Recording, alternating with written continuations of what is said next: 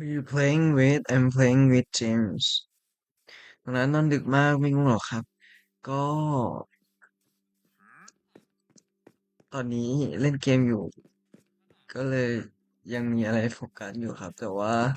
เดี๋ยวเล่นเสร็จแบบนึงน่าจะง่วงแหละเอาจริงก็ง่วงๆอยู่เบาๆนะฮะอุ้ยแดดแยงตามากมันจ้าซะเหลือเกินน่าเหลือเกินมันจ้าซะเหลือเกินปลาก่อนในปลามีปลาอยู่ในนี้ไหมมีปลาให้น้องนัดอยู่ในนี้หรือเปล่า น้องนัทหิวปลาไปให้ลูกสุดที่รักของน้องนัทอืมบอกก้นเหล็กปลาอยู่นี้หรือเปล่าปลาอยู่ในน้ปลาอยู่ในน้ำหรือเปล่าำในน้ำมีปลาในน้ำมีข้าวสาลีแต่ทำไมน้ำนี้เหมือนไม่มีปลาเลยอ่ะ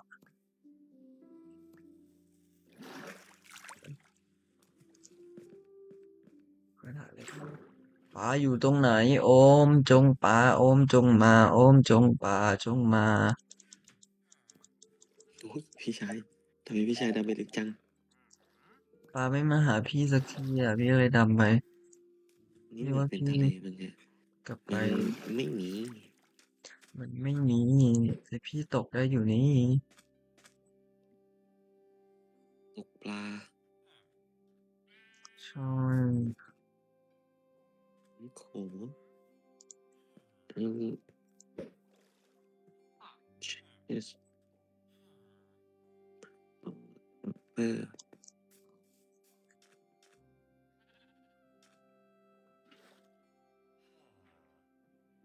โอเคอุ้ยมีปลาเอามีปลาได้ไงอ่ะเอา เนี่ยเห็นไหมทุกคนในนี้มีปลาจริงด้วยแต่ปลาไม่ยอมออกมาหาเราเมื่อกี้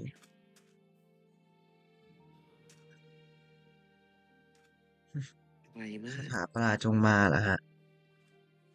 ปลาจงมาได้ไหมได้ไหมหาฉัน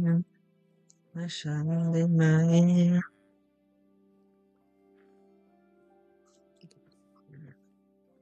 จะเราทำนี้หนูอืม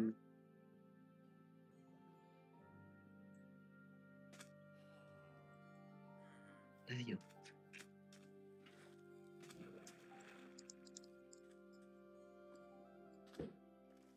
มีใครสอนนักตกปลาได้ไหมฮะตอนแรกนะยังตกได้อยู่เลยทำไมตอนนี้นักตกไม่ได้แล้ว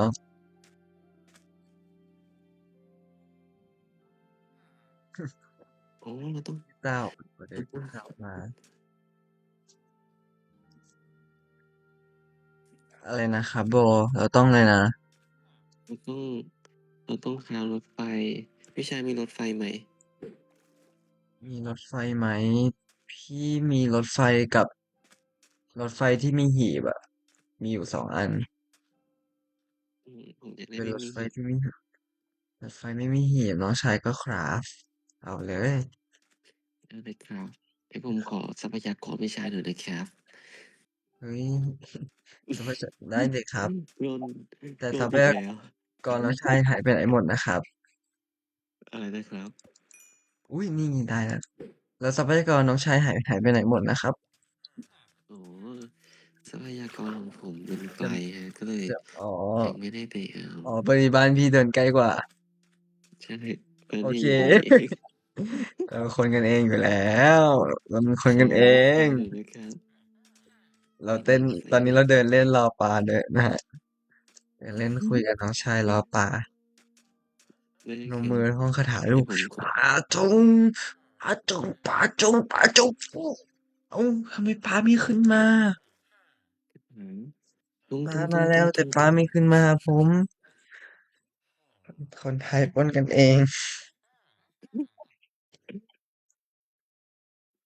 เนี่ยคนไทยพี่ชายบอกว่าอะไรก็ได้สบายอะไรก็ได้เป็นคนดีก็พอๆใช่ค่ะ อืมโอเคเราโอ้เอ็มบีซีไม่ทำงานนะได้มาอยู่ตรงนี้เองเอาอะไรมาปลูกเนี่ยไม่นะ จะหาปลาไปให้ลูกผมได้กี่ชิ้นเนี่ย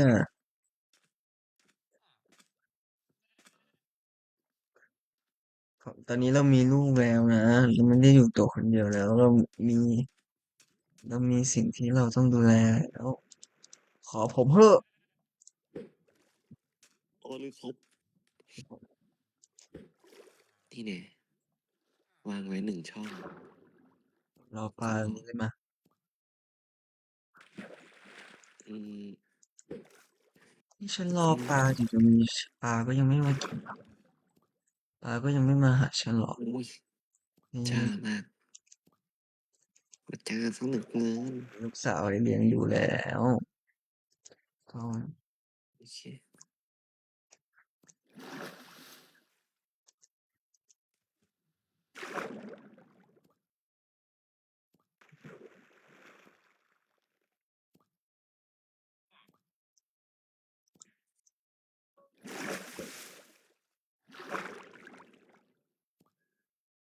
อุ้ยนั่นปลาปะ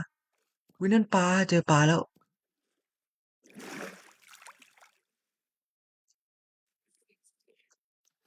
จะสำเร็จหรือไม่นะนี่พี่รออะไรปลูกตอนปลานี้นะมากินเบ็ดอีกได้เลยครับพี่ชายเดี๋ยวผมจะรอปล้นปลาจากพี่ชายอีกรอบหนึ่งปลาพี่ไม่ได้มีปลาเยอะขนาดนั้นนะสิแค่ลูกพี่กินก็ยังจะไม่พอเลยตอนเนี้ย พอได้ปลาใช่ไหมมันไม่ยอมแบบว่าเหมือนพี่ตกไม่ได้เลยอะโอเคเปอร์เซ็นต์ตจริงกได้น้อยมากเราสามารถแบบทำที่แบบตกอัตโนมัติได้ด้วยจริงเหรอเอ้ยทำยังไงอะเริ่มเลยได้ปะแต่ว่าแบบพี่ชายต้องยืน AFK ไงฮะแต่ว่ามันจะตกให้เองเลยมันเป็นแบบว่ามันเป็นชีตเหรอน่าจะเป็นออโต้คลิกมั้งฮะต้องต้องทำใช่ ยังไงอะ bro ต้องกดอะไรอะเอาเหมือนเราต้องแบบเราต้องสร้างแท่นแบบสำหรับตกปลาโดยเฉพาะแล้วอืมก็แบบพอปลาติดเบ็ดปุ๊บมันก็จะดึงเองแล้วก็แบบตกเป็ดให้เองอะฮะโอ้ยแบบเจ๋งมากเลยใครตัดไม้ทำลายป่าเนี่ยผมผมไม่ได้ทำนะไม่รู้ผมแหละแค่ยืมหายไปครึ่งต้นแค่ยืมเฉยๆแค่ยืมมาทำกล่องอืมแค่แต่เหล็กเราใช้เยอะมากเลยอะลูกปลาแบบใช้แค่นิดเดียวเองเฮ้ยก็แบบนี่เดี๋ยววันนี้ให้กินแซลมอนนี่ชอบไหมแซลมอนของโปรดใครเอ่ยแซลมอนของโปรดใครเอ่ยนี่เนี่ยแซลมอนของโปรดใครครับกระโดดใหญ่เลยบ้านมันเล็กสองใช่ไหมลูกสามป้าเข้าใจสี่ห้าป้าเพิ่งเริ่มโอเคนี่ของโปรดใครเอ่ยของโปรดเดจจี้มัมมัมอุ้ยได้ยินเสียงน้องปะน่ารักอ่ะเดี๋ยวป้านอนก่อนนะลูกอืมอุ้ยเสียงน้องเพอเสียงน่ารักมากเอ้า เอาไง Good morning เอ้าลูกมันเองแขตกใจนฉันเป็นสดลูกใสห้ามหายลูกห้ามหายไปเป็ดไหนนะครับถ้วยของใครครับสวยแมทมากเหมือนเดจี้มากๆนี่ไงต้องเลมี่ดีต่อสุขภาพน้องแมวถูกต้องอาหารที่ผมป้อนทุกอย่างนะฮะเป็นปลาที่บอกเลยว่าคุณภาพนะฮะ Human Grade นะครับผมนี่เหมือนกับเลมี่ที่น้องๆทานกันเป็นประจำนะครับอืม ปลานี้ก็คือเป็นปลาเนื้อดีนะฮะตกสดๆมาจาก เขาเรียกว่าจบมาจากน้ำเลยสดๆจากน้ำเลยเพื่อที่จะนำไปผลิตเป็นอาหารสัตว์ Preemie นะครับผมแบบ Human Grade อืม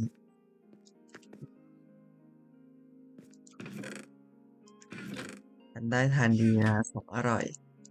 สุขภาพดีอุ้ยลูกลูกอยากกินอีกแล้วเหรอให้ลูกกินเนื้อบ้างได้ไหมอ่ะเอาปะลูกกินเนื้อสุกไม่ได้ลูกกินได้แต่ปลา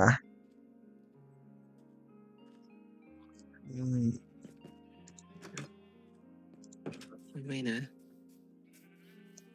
ใครเนี่ย อ๋อเดี๋ยวเรามาดูกันนะว่าน้องแมวเดี๋ยวผมหาลูกเพิ่มดีกว่าสักคนหนึ่งคนลูกได้ อยากมาเป็นลูกปลาไหม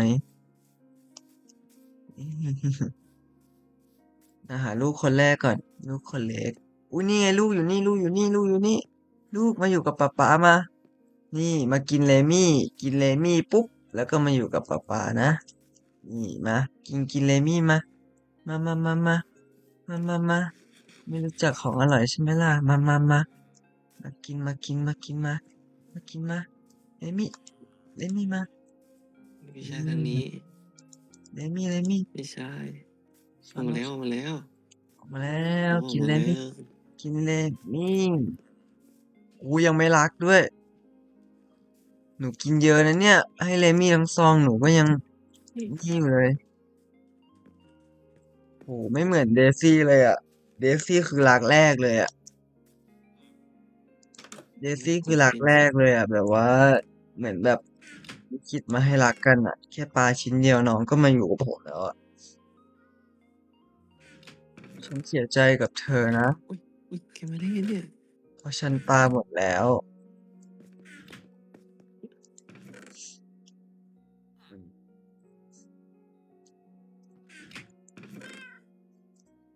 อืพี่ชี่ฉันพังนี่เนี่ย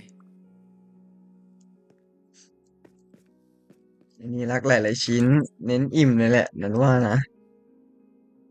พุดดิ้งรักแรกไม่จริงฮะไม่เคยพุดดิ้งคือเห่าใส่ตลอดตั้งแต่ครั้งแรกที่เจอกันราวกับนัดเป็นคนแปลกหน้าแปลกตาไปได้ฉันก็เป็นสมาชิกคนหนึ่งเหมือนพวกเธอนั่นแหละเจ้าพุดดิ้งป้า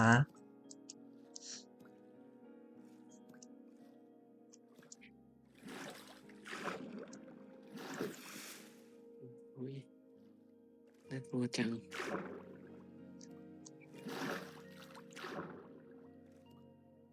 เนี่ยผม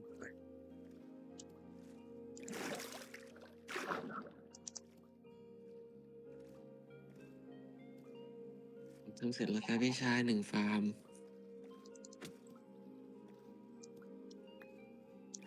อืมในเวลาภารกิจตามล่าปลาอืม ให้ผมช่วยไหมครับเดซี่ต้องมาได้มีของอุ้ยช่วยได้นะครับน้องชายได้ครับล่าแมวปลาตกอยู่ไหนอุ๊ยโอ้ปลาตกอ่ะปลาจะลอยขึ้นมาอ่ะอึ๊บขอโทษนะน้องปลาชอบชอบ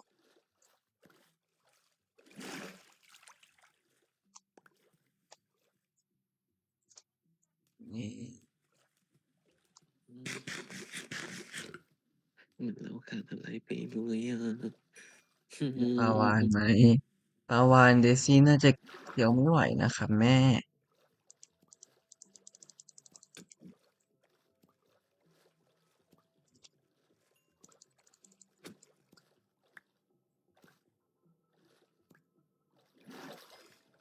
อืม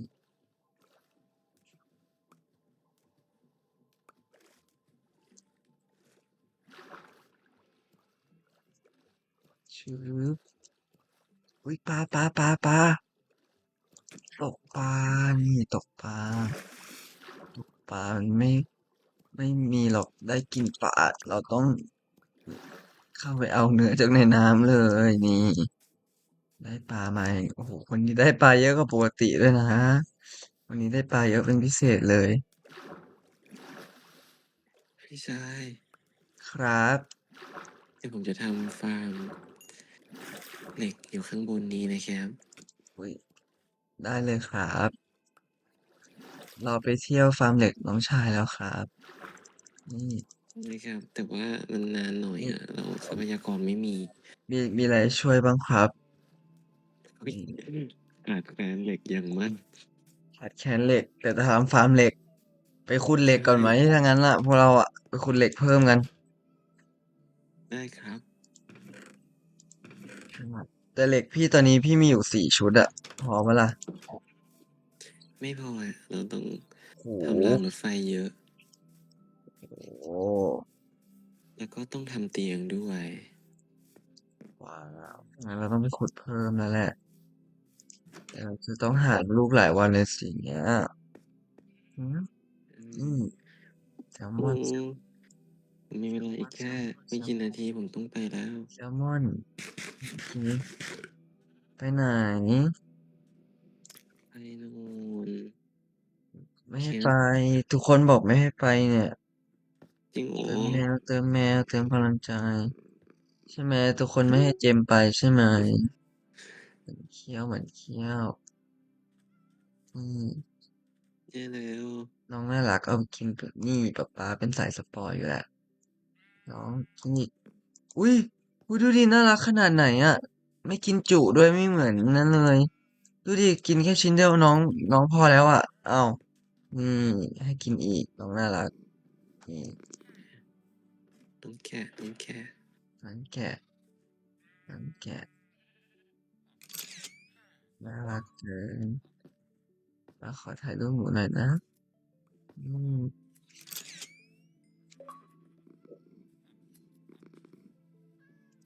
ชึบต่อไปผมก็ได้เวลาตามนะนี่หนูเดซี่มาอยู่กับ ไม่กินปลาไหมกินปลาไหมโอ้โหนี่หญิงอะไรเนี่ยเดซี่ไม่เคยหญิงแบบนี้เลยนะเธอชื่ออะไรเธอชื่ออะไรนางขนหญิงเธอชื่ออะไรนางแมวขาวหญิงเธอชื่ออะไรเอ่อเธอชื่ออะไรเธอไม่รักฉันเลยเหรอปลาจะหมดแล้วนะอุ้ยอันนี้คือกินปลานี่คือเฮ้ยเฮ้ยอะไรกันครับเนี่ยอันนี้คือพุดดิ้งกลับมาเกิดเป็นไอ้นี่ปะหลอกกินปลานะไปกี่ชิ้นแล้ววะเฮ้ย มันไม่ได้นะพี่ชาย เจมมีปลาอีกปะไม่มีฮะเฮ้ยไปหลอกน้องกินปลาอย่างกินข้าวไหมนี้นะนี่ทำโทษแล้วทำโทษแล้ววินี่แรงเกินปะขอโทษนะขอโทษนะน้องเมลขอโทษนะอืมขอโทษนะลงไปหาปลาในน้ำเลยอย่างเงี้ยไป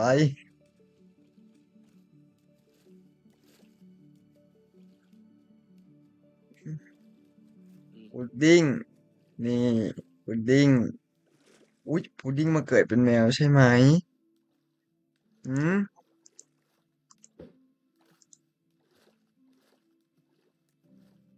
พุดดิ้งใช่ไหม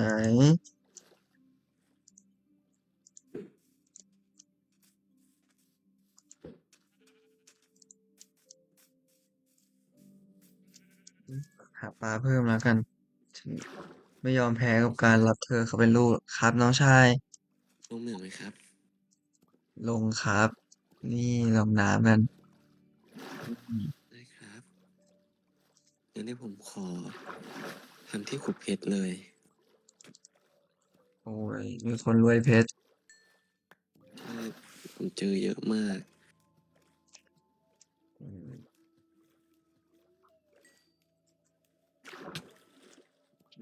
เยอะมากตอนนี้เราต้องใช้นี่ดูซิว่าปลาอีก3 ชิ้นจะสามารถเอาหัวใจ ของ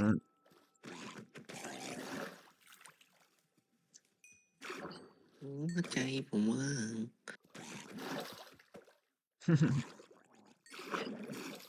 ไม่ได้แบบ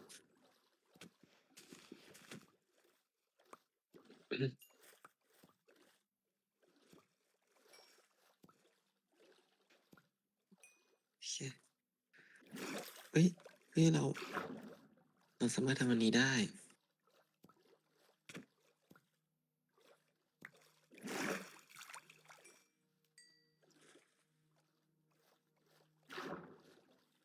บ้าเหมือนจระเข้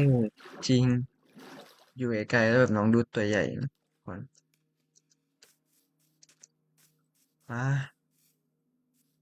ขอมีร้อทางให้งละลูกน้อย เธออืจะมไม่มาเป็นลูกในบ้าน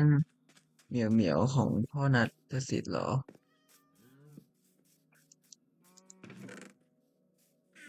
อืมเธอจะไม่มาเป็นลูกบ้านฉันจริงๆเหรอ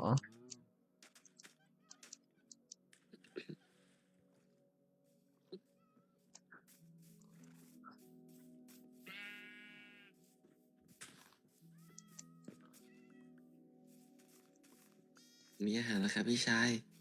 อุ้ยอุ้ยอะไรอุ้ยเหรอนั่นเจอคิปเปอร์ครับอุ้ยเอนเดอร์แมนด้วยครับอุ้ยเอนเดอร์แมนโกรธแล้วครับ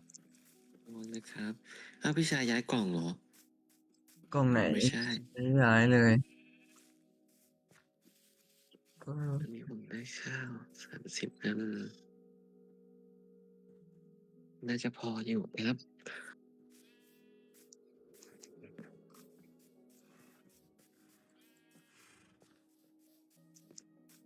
หิวอุ้ยมานี่มานี่นี่รักกันเถอะรักกันเถอะตาสองเจ้าตาสองสีไม่เอากันเลยเหรอ เดซี่นี่คือเหมือนผมลิขิตเลยอะอันเดียวคือแบบน้องมาอยู่กันนะแล้วอะเฮ้ยชีวิตแกจะชีวิตแกจะกินอย่างเดียวแล้วก็นอนแล้วก็ไม่มีบ้านอยู่เหรอเฮ้ยฮ่าเฮ้ยนี่คือแมวแต่เดี๋ยวที่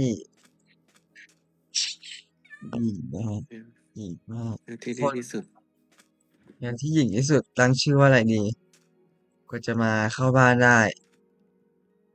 ชื่ออะไรดีทุกคนกี่ชิ้นนะเกิน10 ชิ้นไปแล้วทุกคน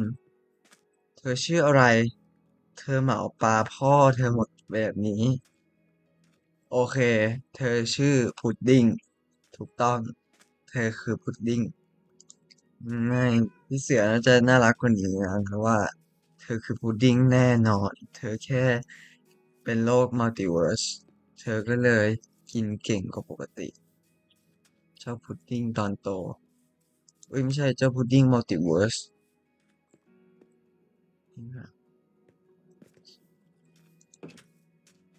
นี่ไปเข้าบ้านเรากันดีกว่าพุดดิ้งเอออยู่นิ่งๆน่ารักก็เป็นนี่นาพุดดิ้งมาเดี๋ยวป้าพาไปเข้าบ้านมานี่มาอันนี้มานี่อยู่นิ่งๆแบบทำตัวแบบเงี้ยวๆไม่แบบว่าส่งเสียงดังก็เป็นนี่นามานี่เปิดประตูบ้านเราแล้วเนี่ยอุ้ยลูกน่ารักมากเดซี่น่ารักมากลูก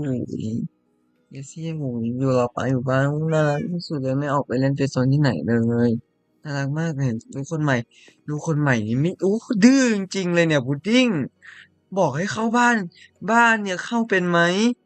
พุดดิ้งจะนอนนอกบ้านไหมหืมเข้าบ้านพุดดิ้งนั่งเลยบอกให้นั่งยืนแล้วเข้าบ้านนะเข้าบ้านนะเข้าบ้านพุดดิ้งเข้าบ้านได้แล้วพุดดิ้งป๋าบอกให้เข้าบ้านไงลูกพุดดิ้งดื้อจังเลยนะเนี่ยกินปลาไป10 กว่าตัวแย่งข้าวของพี่เดซี่หมดแล้วยังจะดื้ออีกเหรอเนี่ยหืมทำไมเป็นลูกแบบนี้นะเนี่ยโอ้โหบ้านไม่อยู่แล้วมั้งเดซี่เออไม่ได้เดซี่อุ้ยไม่ได้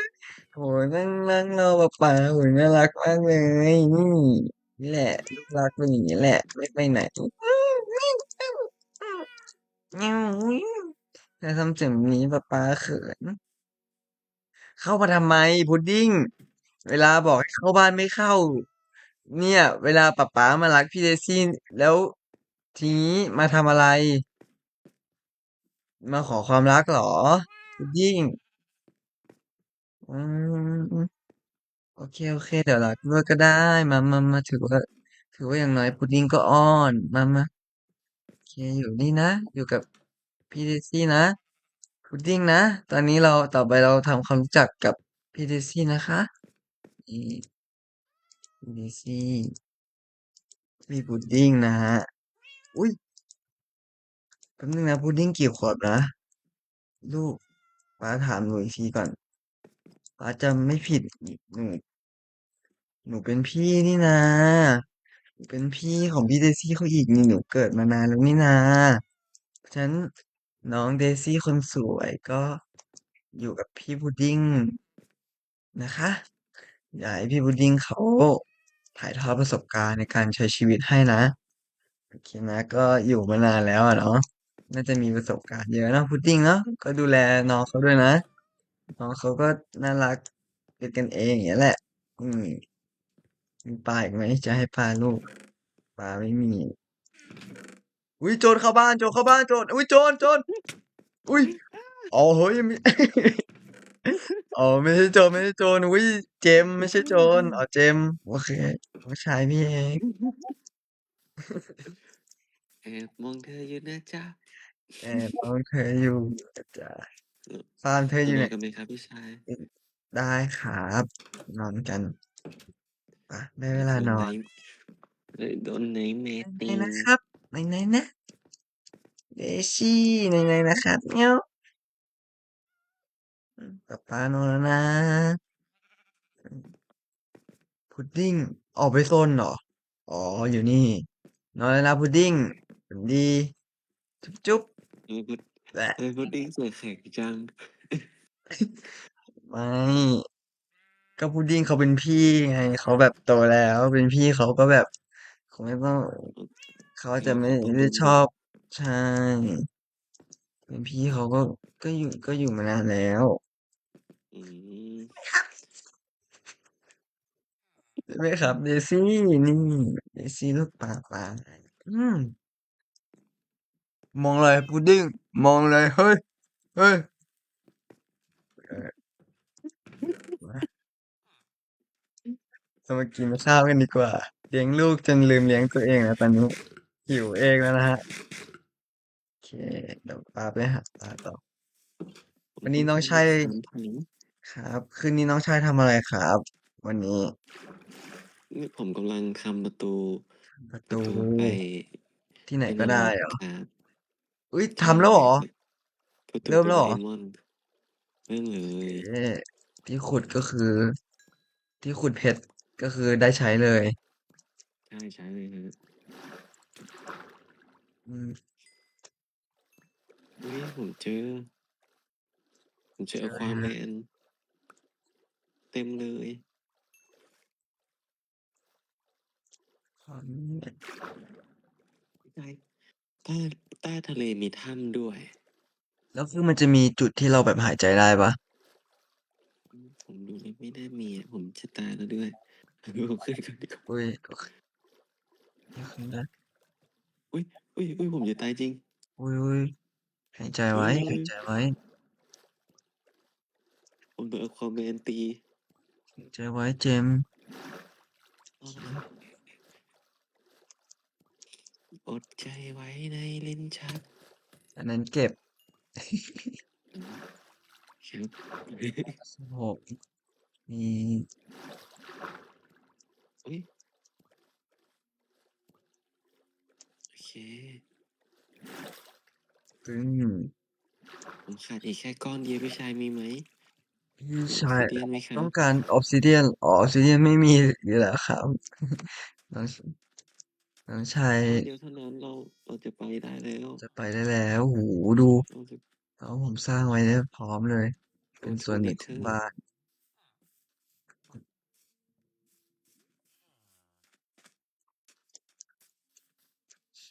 เราต้องรอลาวาหยดใช่ปะ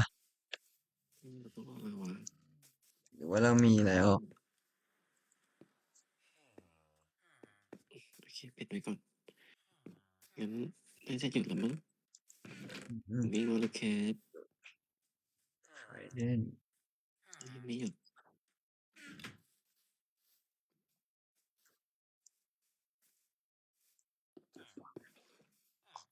อุ้ยพี่ชายได้มาจากไหนพี่ชายอย่าปาเล่นนะมันแตกนะเอ้าอ๋อมันมีจำกัดใช่ปะใช่ใช่โอเคผมเลยไม่ปาเล่นก็ได้ยังไม่ได้ปาจริงให้พี่ชายเลยแล้วกันเราสามารถเอามาปั๊มเลเวลได้ผมขอโอเคพี่เก็บแค่4 หอกได้พี่ไม่ปาเล่นแล้วนะครับไม่นะพี่ชายอุ้ย เอ้ยขอโทษครับพี่ชายขอโทษครับขอโทษครับขอโทษ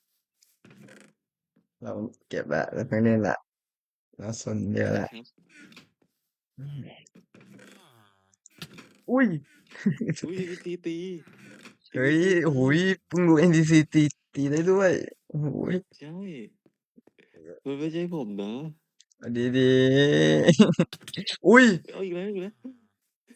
NPC ตีแรงจังเลย NPC ตีแรงจังเลย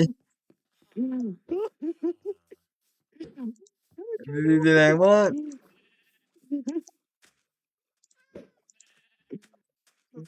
ดูเอ้ย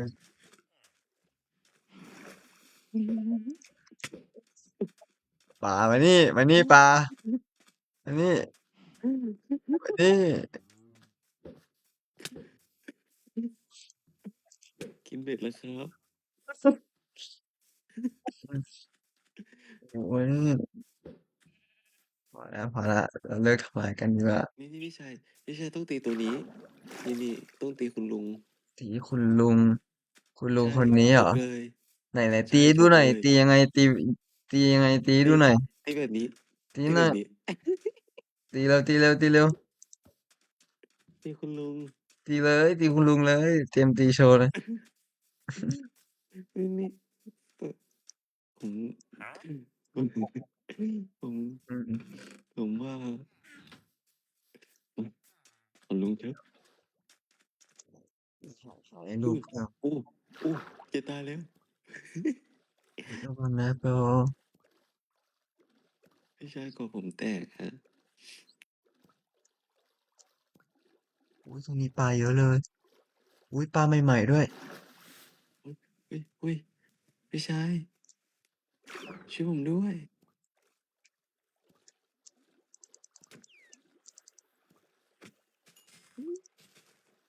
จะตายแล้ว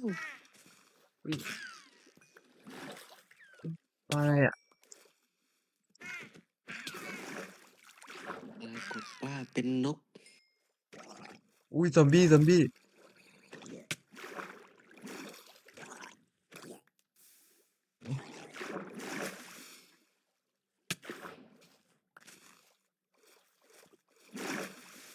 อุ้ย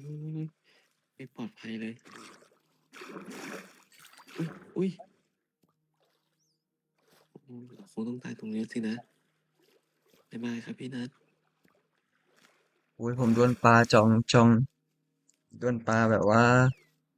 โกรธละเรียบร้อยแล้วผมตายฮะผมเอ้าโดนคุณลุงแล้วไปตีคุณลุงทำไมอ่ะ Oh Jamie is gone everyone มาแล้วครับ Jamie is gone ฉากได้น้ำสวยเนาะใช่ไหมดูดิทุกคนฉากได้น้ำสวยมากไม่จริงด้วยแฮะเราอุ้ยไม่น่าหือเลยไม่น่าหือเลยขึ้นก่อนเรายังไม่ไหลเลยอ่ะ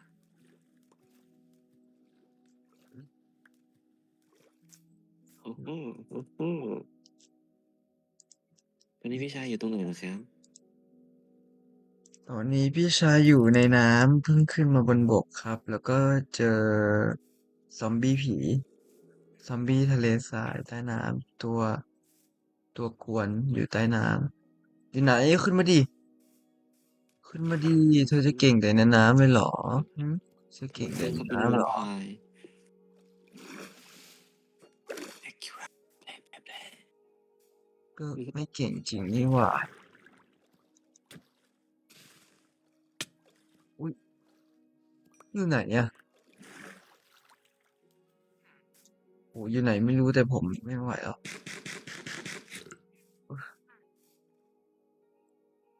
มิชชันมีลาวาไหมครับ พี่ผมต้องการชายอีกแค่ถังเดียวเท่านั้นแล้วว่าเหยาะเสร็จยังอ่ะในฟาร์มเราอ่ะยังไม่หยอกเลยอ่ะอุ้ย NPC รักกัน ใช่มีสีรักกันผมวางเตียงเก่งมากนี่คือสาเหตุที่มีคนเพิ่มเหรอใช่ปะคนมันดูเยอะใช่ขึ้นเพราะว่าน้องชายผลิตเพิ่มใช่ปะใช่ นี่ดูเดี๋ยวน้องผมเดี๋ยวเดี๋ยวสร้างฟังแค่เราผมก็จะได้ผมอันนี้คือได้คนผมแล้วคนมาช่วยทำงานเหรอไหนนะ คนมายืนหน้ารอบหีบนี่คือมาแย่งของเราอ่ะอุ้ยลาวายังไม่ลงถังเลย เลยรอนานมากรอมา10 นาทีแล้ว I'm รอเพื่อน sorry I'm sorry to hit the Loma the dolphin and อืม I'm sorry พอดีไปหาถังใหม่ I'm sorry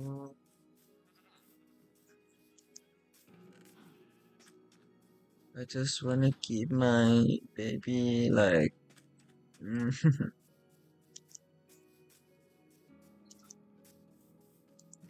fish มาแล้วกลับบ้านมาแล้วนี่เดี๋ยวสิป้ากลับมาหาแล้วมางามไหมงามไหมงามงามแต่กินแซลมอนด้วยอุ้ยอันนี้มีปลาใหม่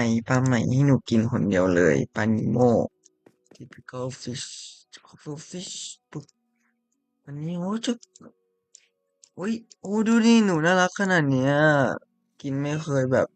ไม่เคยต้องการเยอะเลยหนูกินแบบพอเพียงตลอดเลยมานี่พุดดิ้งกินข้าวเอ้ยพุดดิ้งกินไปเลยเนี่ยโอ้ยใส่ฝั่งโน้นพุดดิ้งกินข้าวกินอุ๊ยเจอดูของนี้กินข้าวกี่อันก็ไม่เคยจะรักป้าหรอก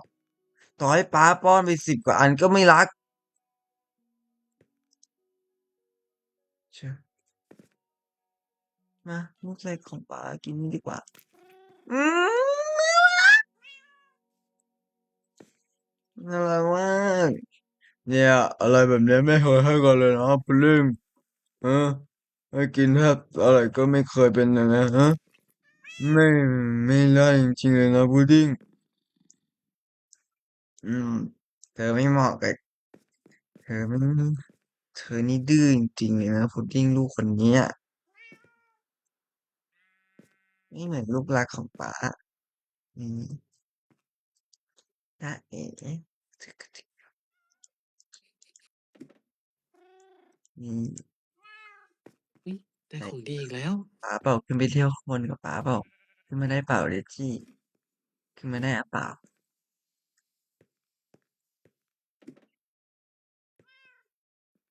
ขึ้นไม่ได้ให้เดี๋ยวป๋าลงไปเล่นด้วย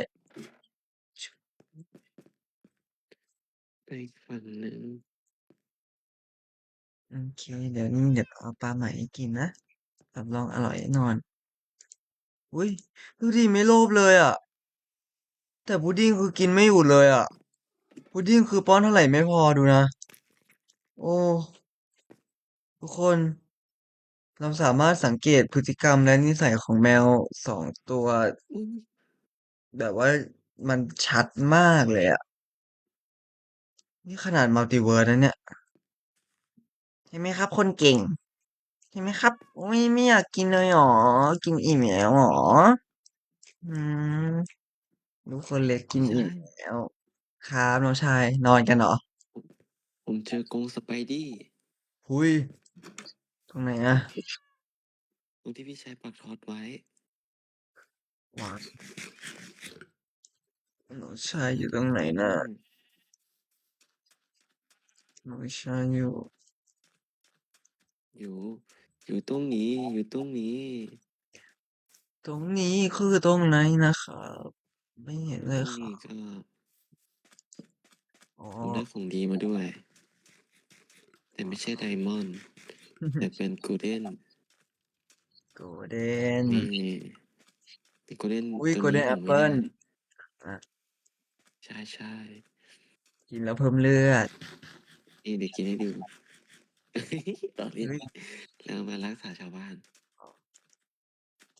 เฮ้ยเฮ้ยตัวอะไรวิ่งโอ้ลาวายังไม่ลาวายังไม่เต็มเลยอ่ะอืมจะทำยังไงดีอืมชิวอยู่อียิปต์ขอยืมก่อนนะขอยืมลาวาอืมพี่ชายเราพร้อมหรือยังพร้อมสำหรับอะไรครับพร้อมสำหรับพร้อมสำหรับที่เราจะไปนรกกันอ่าไปนรกเราต้องเตรียมของอะไรไปบ้างอ่ะก็หรือว่าไม่ควรเตรียมเอาของอะไรไปเยอะที่มันดับเอาของที่เราตายแล้วจะไม่เสียดายอ่ะ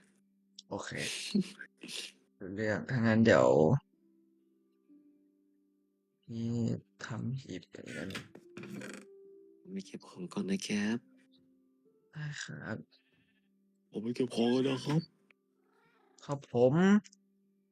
พอเลยครับชูชูชูได้อีกครั้งกล่องได้อีกกล่องหนึ่งโอเคแล้วเราก็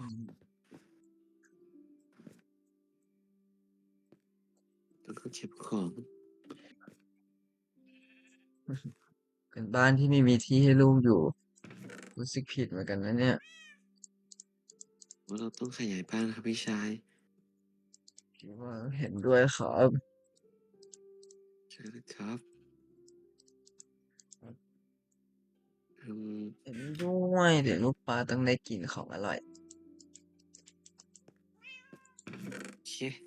ไม่อยากกินพี่หรอชายไม่อยากกินหรอไม่อยากกินก็ไม่เป็นไงพี่ชายครับครับเราได้เวลาฮีโร่หืมได้เวลาฮีโร่ครับผมมาแล้วเวลาฮีโร่คือต้องใช่มีเอ่อต้องใช่มีฟรินช์อีกวะไม่มีครับน่าจะหมดแล้ว หมดหมดแล้วครับหมดแล้วครับอุ้ยใช่ครับอุ้ยตอนนี้ผมโผล่ที่ไหนไม่รู้พี่ชายอันนี้คือผมเจออันนี้คือไปเนเธอร์แล้วเหรอใช่งั้นเดี๋ยวพี่ตามไปนะเดี๋ยวพี่ขอเข้าห้องน้ำแป๊บนึงเดี๋ยวพี่ตามไปเดี๋ยวพี่ตามไปกับของลูกพี่ไม่ยอมกินข้าวเลยอ่ะเฮ้ยกินข้าวหน่อยเดี๋ยวลูกหนูไม่กินปลานี้หรอหนูกินปลานี้ไหมอ้าวจริงด้วยหนูไม่ชอบปลานี้หรอไม่ปลาไม่รู้ว่าหนูไม่ชอบแล้วคนนี้พุดดิ้งชอบไหมครับพุดดิ้งก็ไม่กินหรอพุดดิ้งก็ไม่กินเฮ้ยพุดดิ้งกินอันนี้ก็ได้อะ อะไรอ่ะ เดี๋ยวอุ้ยบงกิงกิเดี๋ยวป๊าเอ้ยมาแป๊บนึงนะครับเดี๋ยวป๊าไปเข้าห้องน้ำแป๊บเดียวเอ้ยเดี๋ยวกลับมาจะตายนะตัวอะไรเนี่ยโอ้ยน้องชายรอพี่แป๊บนึงนะเดี๋ยวพี่ตามไป เฮ้ยยายกูจะตายแล้วช่วยด้วยขอให้มีชีวิตที่ดีนะน้องชาย ดูแล้วผมคิดว่าไม่น่าดีเท่าไหร่โอ๊ยต้องเอาที่ขุดเอาอะไรไปปะไปที่นั่นนรกต้องเอาที่ขุดไปปะเอาแค่ที่ขุดเหล็กก็น่าจะพอแล้วฮะแต่ตอนนี้ผมหมดใจเล่นหนึ่งดวง เดี๋ยวพี่ตามไป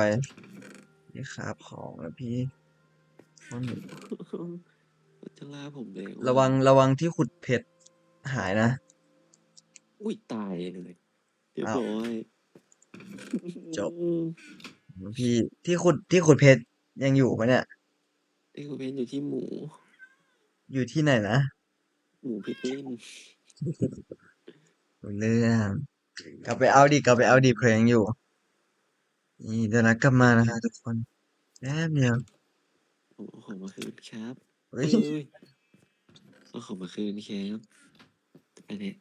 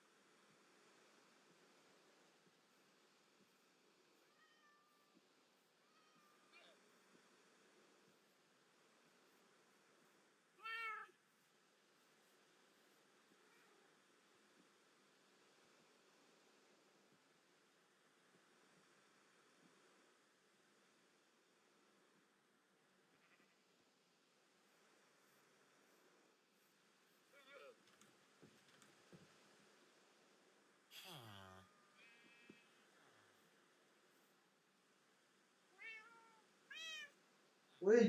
เดซี่จะมาเล่นกับเพื่อนเหรอเดซี่ในชีวิตจริงอ่ะ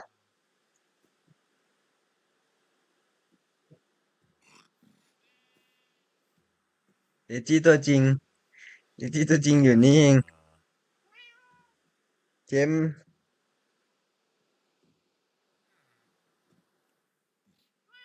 ครับครับพี่ชายผมมาแล้วฮะผมกอบกู้ของได้เลยครับ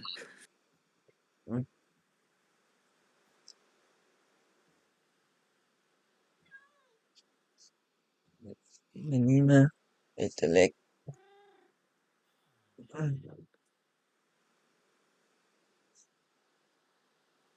อืมมเหมือนเราดวงไม่ดีเลยอะอืมอุ้ยเดี๋ยวป้าพาทักทายเพื่อนมานี่เดี๋ยวป้าพาทักทายเพื่อนเพื่อนหนูอยู่ไหนเพื่อนหนูอยู่ไหนเดซี่ป้าพาเดซี่มาทักทายเดซี่อะเดซี่อยู่ไหนอ่ะโอ้ยอืมที่นี่เดซี่อืมทักทายเดซี่เอวทักทายเดซี่เอวอืมเจียค่ะเจียวอืมอืมดีเดซี่อืมเดซี่เราจะไปแล้วจะไปแล้วจะไปแล้วจะไปไหนครับอืมไปไหนครับอืม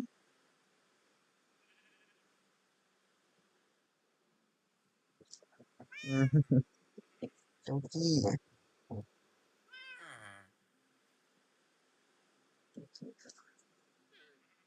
ตึกตึกตึกตึกทักดิ้งด้วยหวัดดีดิ้งเดี๋ยวไว้หาดิ้งตัวจริงมา มันเป็นยิ่งมัลติเวิร์สนะอุ้ยทำไมไอออนโกเลมตาแดงขนาดเนี้ยสงสัยตาแห้งหรือโกรธใครหรือเปล่าอันนี้น้องชายจริงลงไปนีเธอร์อีกแล้วปะได้ผมเก็บของมาแล้วเดี๋ยวต้องกันก่อนเพราะว่ามี NPC เข้าไปโอเคครับได้ครับโอเคผมไม่สามารถลงไปตักลาวาได้อะแย่จุงเศร้าเลยนี่ไงเราเจอแล้วเราเจอลาวาแล้วเย้เราเจอหลวงพ่อแล้วเย่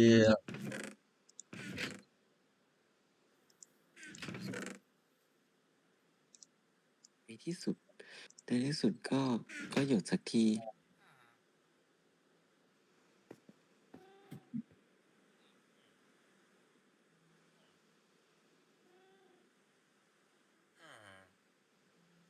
โอเคมาพี่ชายถ้าไปเนเธอร์พี่ชายต้องใส่หมวกทองนะเพราะว่าทำไมอ่ะน้องชายเพราะว่าเดี๋ยวจะโดนพลิกลิ้นตีเหมือนผมแล้วโดนตุยเลยอะ พิกเล่นคือตีหมวกทองไม่เข้าเหรอเขาเขาจะไม่ตีถ้าเราใส่หมวกทองอ่าเป็นอย่างนี้นี่เองใช่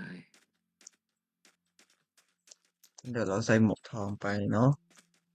จะได้ปลอดภัยอุ้ยฟาร์มนี้สัตว์หายหมดแล้วเนี่ยใช่มีคนเปิดประตูทิ้งไว้เราก็เลยแรงมากปล่อยไปเลยแรงเฮ้ยมาก เขาเปิดด้วยเปิดด้วยเขาอ๋อพี่ชายผมขอเหล็กหน่อยฮะได้สิครับ 9 ถังขอครับ9 ถัง9 ถังลาวา9 ถังใช่ใช่ใช่เดี๋ยวผมต้องไปเก็บคู่ลาวาไปเลยไหมฮะไปเลยครับไปนีเธอร์ใช่ปะใช่ได้ไปเลยเฮ้ยลุงกดลืมในตัวเนี่ยเราต้องซ่อม ต้มก่อนเอ๊ะกลับมาเป็นปกติแล้วพี่ชายโอเคอุ้ยอันนี้ฮะพี่ลืมเอาอาหารไปไม่ผมรอพี่ชายดีกว่าอุ๊ยพี่อาหารหมดอ่ะนี่นะขอตานี้ต้องรอนานแน่เลยรอไม่ถึงว่ารออะไรนะโบรอแบบรอ NPC โยนแลกของอืมพอใจอันนี้ใช่ไหม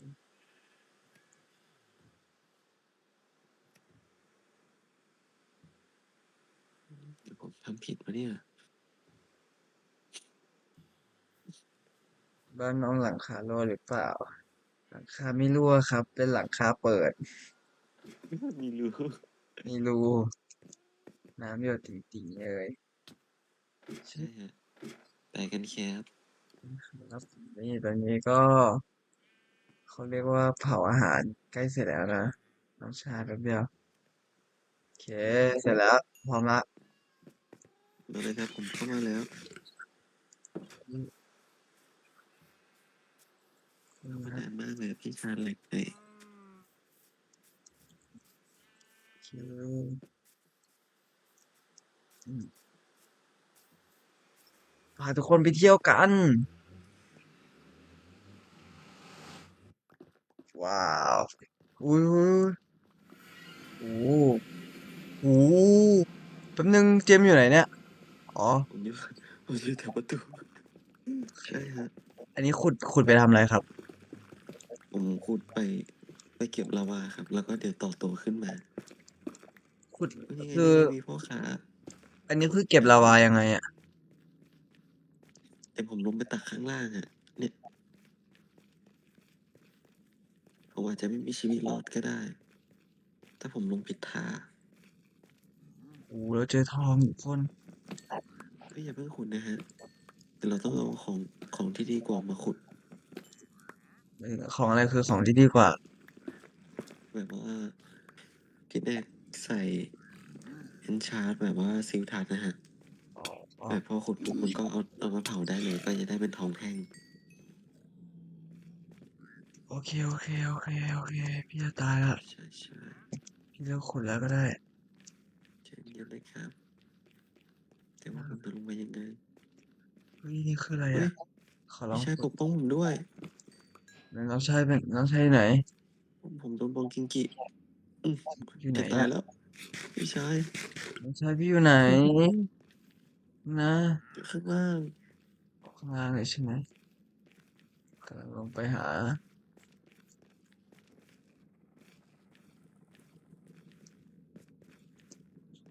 อุ้ย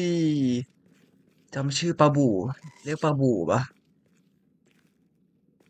ใช่ปะโบปะโบแต่ว่าฟันใจร้ายปลาบู่ใจร้ายอันนี้คือจะฆ่าปลาบู่เหรอถ้าเราไปฆ่าเขาจะยิงเราอ่ะอุ้ผมยพี่โดนเล็งเป้าแทนแล้วเนี่ยพี่โดนเล็งเป้าแทนแล้วพี่กลับก่อนนะพี่ขอกลับบ้านก่อนนะพี่ชายผมยังไม่ได้ตักลาวาเลยเอ้ยอุ๊ยผมไม่โดนปลาบูยิงไม่ขอโทผมก็ตกษจากที่สูงตายนี่แหละสู้ๆครับพี่ชายขอบอุ้คุณครับยขอโทษ ที่รอให้ผมพี่ชายพี่ชายโอ้โหทุกอย่างมันเกิดขึ้นเร็วเกิน เดี๋ยวพี่กลับไปเก็บของก่อนพี่ชายโดนอะไรอ่ะโดนปลาบูนี่แหละ ถ้าเป็นปลาบูเขาอ่ะฆ่าแค้นขนาดนั้นจบเลเลยเหรอยทุกคน ผมแก้แค้นเองครับไหนคือตามพี่ชายผมกลับมาแล้วพี่มิชกำลังของชั่นผมสำเร็จแล้วบ้านน้องชายตรงไหนอะอ๋อพี่ชายโดนยิงตั้งแต่ตรงนี้นี่หว่าอุ้ยน่ะผมต้องดับไฟก่อนนะอ๋อของพี่ชายหายไปเนี่ยหายกางเกงหายกางเกงน่าจะโดนโอ้ไฟไหม้ไม่เป็นไรเอาสีชมพูนี่เดี๋ยวพี่ค่อยค้าฟใหม่ โอเคครับกางเกงผมกางได้ครับกางเกงทองนี่ดีกว่าเหล็กปะเหล็กดีกว่าฮะเหล็กดีกว่าใช่ทองแค่เอามาค้าฟแบบได้ไหมค้าฟแบบว่าค้าฟน้อยมากอืมโอเคแค่นี้เรามีลาวา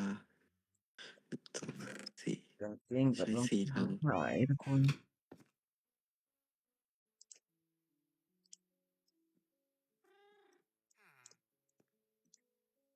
อุ้ยรองเท้าไม่หายหายแค่กางเกง ขอบขอบคุณเลยครับพี่ชายที่ให้ผมปล้นเหล็ก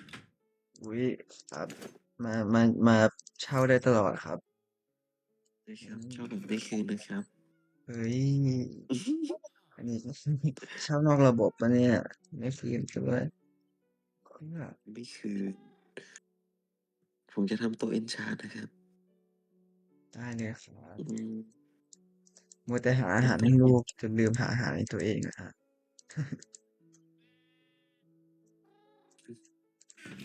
มันต้องมีสมุดมันต้องมีเวลาคอยทบทวนได้ด้วยฟังความใครสัก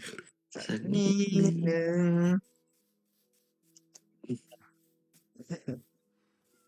ผมร้องถูกใช่ไหมฮะถูกครับแต่ลองต่อได้ปะล่ะพี่รอฟังอยู่โอ้ผมมันจำเนื้อไม่ได้นะฮะเฮ้ยใช้สูตรนี้ไม่ได้นะจริง หลับตาลงไปมา มาโยโยโย อุ้ยก็ไม่ได้อะน่ารักอืไม่เห็นน่ารักตรงไหนเลยพุดดิ้งนี่หว่าอืม อืมชึบเดี๋ยวเรามาเขาเรียกว่าเพิ่มจำนวนพันธุ์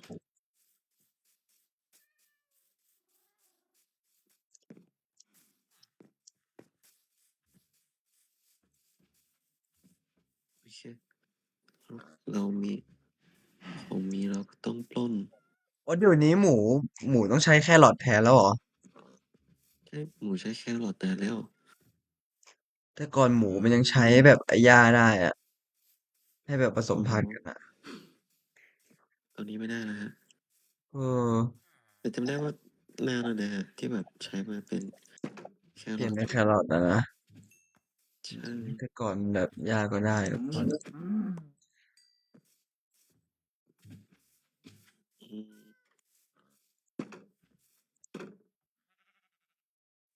ถ่านพี่ชายมีกี่ก้อนแล้วหนังวัครับวไหมฮะ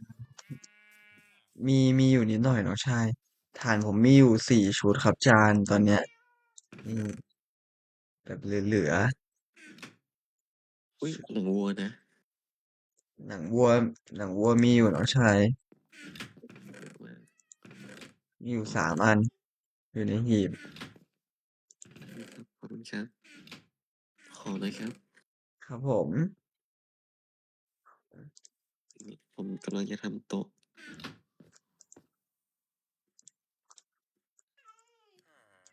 ทำเอนชาร์ดแต่ตอนนี้ไม่มีไม้ไม้พี่ก็มีนะใช่ไหมนะฮะอันนี้เราเก็บผมขอที่รักกันเป็นรีเช็คตัวเองว่ามีหนังวัวหรือเปล่าโอ้มี2 อัน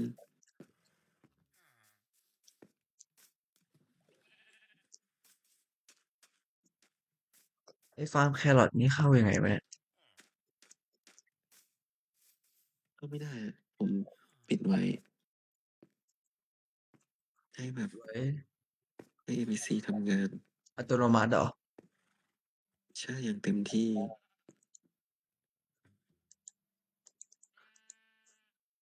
อัตโนมัติอืมชึบมันกินได้เฮ้ยมันกินได้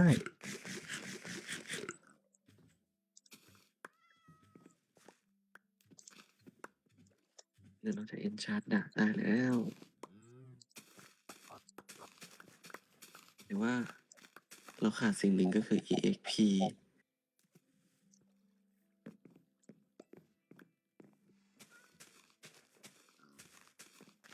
ไม่พี่ชายครับมาช่วยอุ้ยว้าวเอ๊ะ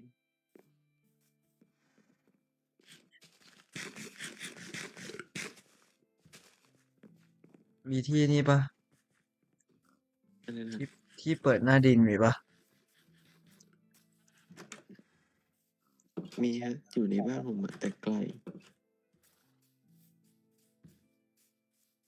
อืมไม่สิไม่นอนจะโยนของได้ไหมเนาะ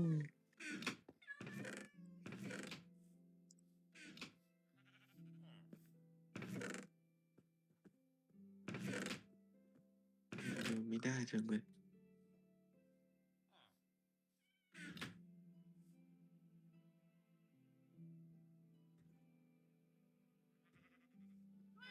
อืม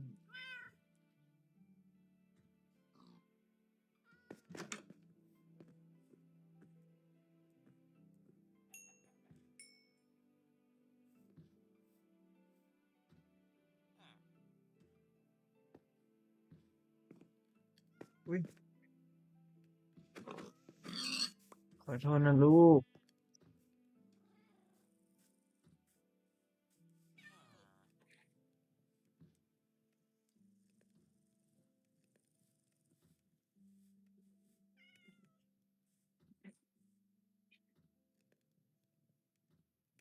โอเค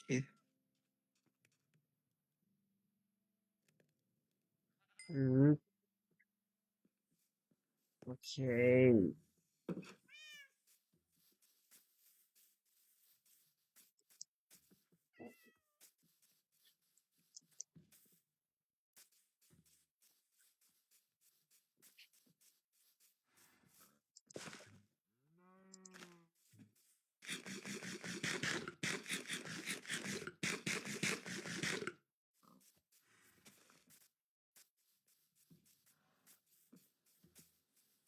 วันเวลาจะผ่านไปนานแค่ไหนยังใจฉันไงเธอไม่ต้องทำสงสัย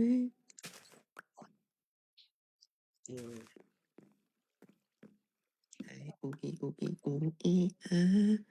อุ๊ยอุ๊ยอุ๊ยไม่นะตกใจหมดเลยมาได้ไงเนี่ย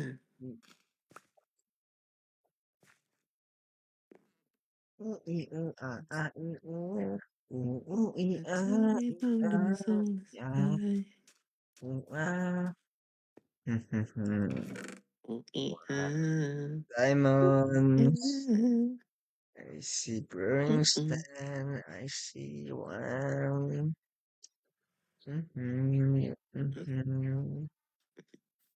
ทำอะไรพี่ชาย Strawberry ไม่มีอะไรไม่มีอะไรครับไม่มีอะไร อายจังเลยไม่ได้เก็บของเป็นระเบียบ แอบส่องแอบส่องของเยอะของเยอะเยอะอืมป้ายชื่อด้วย ใช่ป้ายชื่อเดี๋ยวผมโอเก็บใส่เอาไว้ใส่ซอมบี้นะฮะแต่เราต้องใช้ซอมบี้1 ตัวเอาไว้ใส่ใส่ชื่อให้ซอมบี้เหรอใช่ซอมบี้แบบจะได้แบบอยู่กับเราตลอดไปจะได้ไม่หายว้าแต่วว่าไม่โดนแบบรีสปอนอ่ะปิดผนึกซอมบี้ตอนนี้ผมต้องใส่อุอีอาอุอีอาอุอีอืมผมต้องไปล่าวัวอูอีอูอีอูอีอาอูอูอีอาอีอาอีอาโอเคครับผมเข้าใจแล้วครับว่าตอนนี้ผมไม่ได้เป็นแค่คนเดียว มันดึกแล้วใช่มัน อะไรนะฮะ มันก็ตามเวลานี่แหละแล้วคือ แล้วคือมันมีต้นไม้อันไหนที่เราปลูกให้มันสูงได้อีกบ้างนอกจากต้นนั้นอ่ะมันมีอีกต้นหนึ่งฮะแต่ว่ามันอยู่ไบโอมที่แบบมีหิมะอ๋อคือต้นสีเข้มๆมันนั้นนะใช่ใช่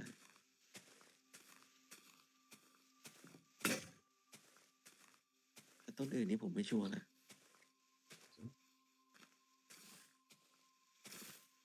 หรือว่าหรือว่าต้นอันนั้นหรือเปล่าครับ ต้นไหนฮะต้นรถเป็นอะไรอ่ะรถเสียสเฮ้ยตาร์ทไม่ติดก็ได้หากุญแจให้หน่อยอือฮึอ๋อรถเสียต้องซ่อมแล้วแหละอุ้ยอืมอืมผมไม่เจอวัวเลยอ่ะแย่จุงน้องวัวไปไหนหมดแล้วมีคนถามน้องเจมส์ทันด้วยเหรอลูกหืมน้องเจมส์น้องอาร์มบลูกแม่อกว่า หนูทันด้วยเหรอมีคนบอก นันัดไม่ทันบอกว่าทำไมเจมส์ทันแปลกๆแต่ก็ได้อยู่ครับอืมรถเสียคือคุ้นๆอยู่เหมือนกันทุกคนตอนนั้นตอนนั้นแบบว่าผู้ใหญ่แถวบ้านเขาแบบชอบดูมวยผมก็ไม่มีอะไรดูไงก็เลยดูกับเขาแล้วก็มีโฆษณามากั้นรถเสียสตาร์ทไม่ติดใช้ไดเกียวโฟร์ไทยินเฮ้ยผมอันนี้ จำได้ อือฮึเยี่ยมเยี่ยมเยี่ยมไหนมีใครคิดถึงป๊าป๊าหรอไม่อืใช่มผมไม่เจอวัวเลยมีเด็กคิดถึงป๊าป๊าหรอไม่ยอมกินปลาแปลกเลยนะลูกนี่หน่อยงามงามงามงามนี่ดูดิเจสซี่น่ารักได้ตลอดเวลาเลยไม่เหมือนลูกอีกคนเลย มองหน้าแบบ เป็นน้อย เคยมีความรู้สึกให้กันบ้างไหมนอกจากความรู้สึกที่เกลียดกันนะเธอหืมไม่เหมือนเดซี่ฉันนี่มันโลกของฉันนี่มันต่างกันสุดขั้วจริงเฮ้ยเขามาอยู่ไหนเนี่ยพี่ชายผมหลงทาง ๆหลงทางหาไม่เจอรักฉันไม่เคยได้อุ้ยรู้จักพี่ชายผมเจอเอเมอรัลด์เฮ้ยพี่ชายอ๋อน้องชายอยู่ตรงเหมืองไอ้นี้ป่ะเหมืองหินป่ะใช่ใช่ใช่แต่แต่อย่าเพิ่งขุดนะเดี๋ยวผมจะเอาที่ขุดดีๆมาขุดทำไมแล้วห้ามก็จะเอาตังค์พี่ไม่ให้ไว้ที่บ้านพี่ขุดอ่ะพี่เสียใจนะห้ามพี่ไม่ให้พี่ขุด ไม่ได้ห้ามขุดทำไมอ่ะก็พี่อยากขุดอ่ะไม่ได้ก็มันพี่จะขุหายากดก็พี่จะขุดอ่ะไม่ได้ผมไม่ให้ขุดไม่เอาก็พี่อยากมีแร่พี่อยากขุดไม่ใช่พี่เยอะกว่าผมอีกไม่ใช่แหมวินเยอะกว่าผมอีกนะผมตอนนี้ผมจนแล้วเพราะอืว่าพี่ชามยปล้นเหล็ก อืม ปล้นเหล็กปล้นเหล็กตอนเรารวมกัน ตอนโอ้โหพี่ปล้นไม่ถึง1 ชุดเลยน้องชายใช่ฮะแต่ผมปล้นพี่ชายถึง1 ชุดแล้วไม่ได้แบบเออผมไม่เจอมัวเลยไม่เจอเลยนี่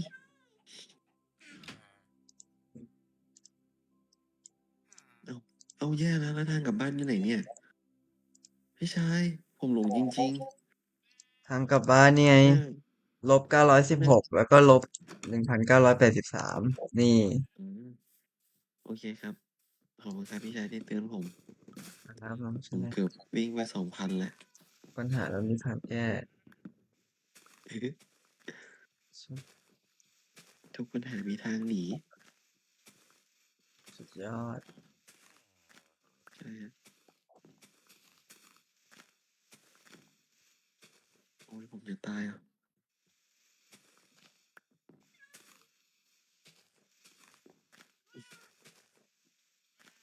โอเคเอ้าโอ้จำได้แล้วจำได้แล้ว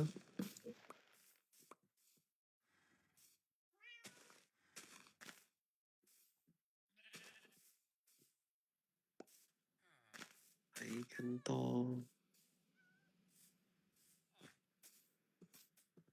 ผมเจอแล้วครับพี่ชาย เก่งมากครับ โอเคกลับมาถึงเบ้านแล้ว Welcome back ย้ home Welcome back เย่ไม่ใช่ปลูกตรงนี้เลยเหรอใชไม่ดีมั้ง่ดีพี่ชอบนี่อืมแต่ต้นที่ผมปลูกสูงกว่าเออเดี๋ยวพี่เอาตัวนี้เลยติดกันเลยปลูกเยอะๆไม่ดีนะพี่ชายพี่ปลูกเยอะปลูกแบบพอเพียง อืมได้ครับผมเชื่อพี่ขออีกต้นเดียวเท่านั้นแหละผมเชื่อพี่ชายอืมพี่อยากมีอืต้นไม้มขแต่้างเราต้องๆบ้านทำมันน่ารัก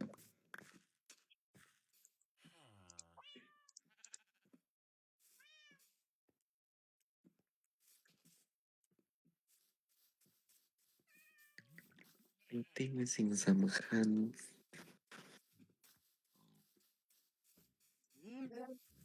ไปคอมเมนต์ดิอืมอืมไม่ใช่นี้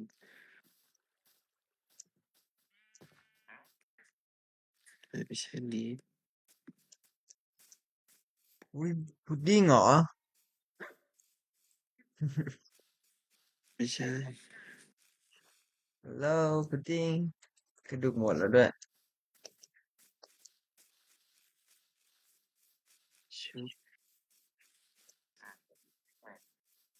อืมไม่ใช่นี้ ดิ้งอีกแล้วดิ้งโดนตลอดนี่ไม่ใช่เลย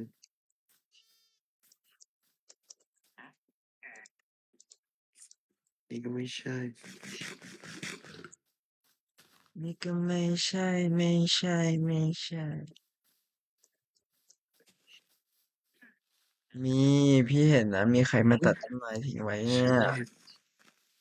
มีเด็กแอบดื้อมานั่งตัดต้นไม้แก้วทิ้งไว้เด็กดื้อคนนี้อุ๊ยชื่อเจไม่ใช่มส์ผมเจอของดีแล้ว เจออะไรครับผมเจอที่ขุดฟอร์จูนเฮ้ยผมต้องล็อกไว้ก่อน พี่ชายมีอ้อยอีกไหมอ่ะ มันจะมีอยู่นิดหน่อยนะนี่เดี๋ยวผมต้องล็อกเขาไว้ก่อน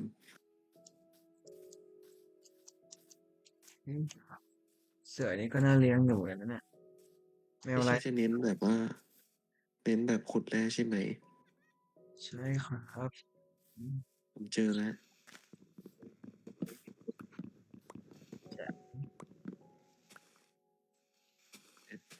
แต่ให้ไม่ให้เขาตายนะ อืม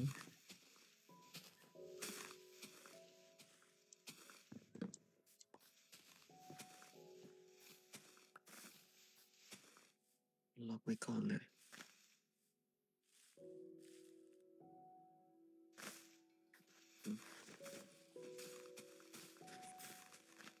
สมุดสี่เล่ม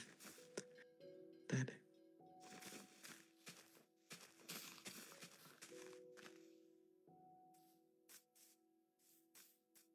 พี่ชาย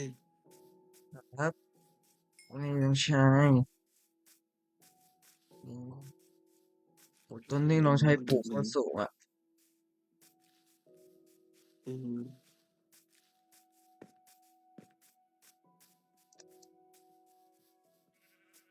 อือหือไม่พอไม่พอ วิผมขาดนี่ อีกนิดต้นหนึ่งผมไปขิงพี่ชาย ผมได้มาแล้ว เป็นอะไรต้นขาดอีกหนึ่งต้นเท่านั้นผมจะทำต้นนั้นอีกต้นได้แล้วเล่นกับเจมส์ครับเล่นกับน้องเจมส์ไม่แค่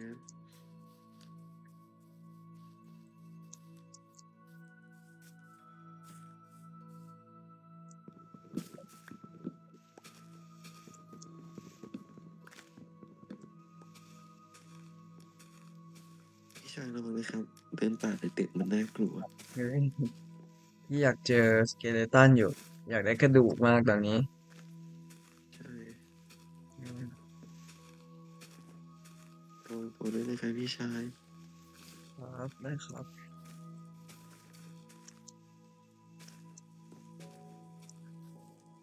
อุ้ยน้องชายเผาป่าน้องชายเผาป่าเหรอน้องไม่ได้ชายเผานะ น้องชายทำไงดีแต่ข้างบนมันไม่มีต้นไม้แล้วนี่ ผมต้องการเคลียร์พื้นที่อ่ะพอแล้วไฟไหม้อุ้ย โอเคมีคนเผาป่าทุกคนดูนี่น้องเจมส์วางเพลิงน้องเจมส์วางเพลิง เอ้ยผมไม่ได้วางนะนี่ดูนี่ผมไม่ได้อย่าวางให้รู้อย่าให้รู้โอ้โหอย่าให้รู้ไม่แค่ค่ามือเลยอุ้ยพี่ชายระวัง ได้พี่สู้เอง ผมเผาให้แล้ว ได้พี่อยากได้เนี่ยดินปืนอ่ะอยากได้ทั้งดินปืนอยากได้ทั้งไอ้นี่เลยดินปืนดังปิ้วปิ้วปิ้วดูทุกคนมีเด็กเผาป่าดูดิทำไงกับเด็กเผาป่าวันนี้ดิ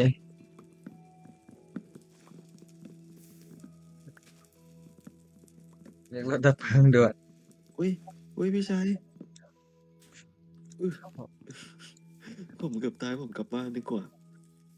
รู้สึกว่าไม่ปลอดภัยแล้ว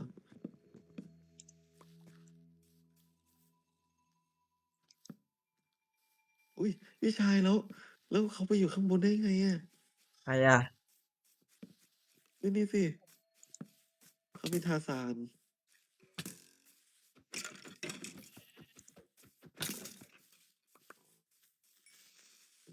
เยอะดู อุ๊ยมันเยอะจริงมันเยอะจริง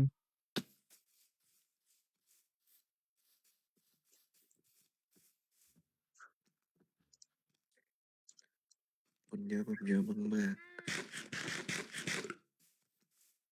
ๆเยอะแบบเยอะไม่เตือนเยอะแบบน่ากลัว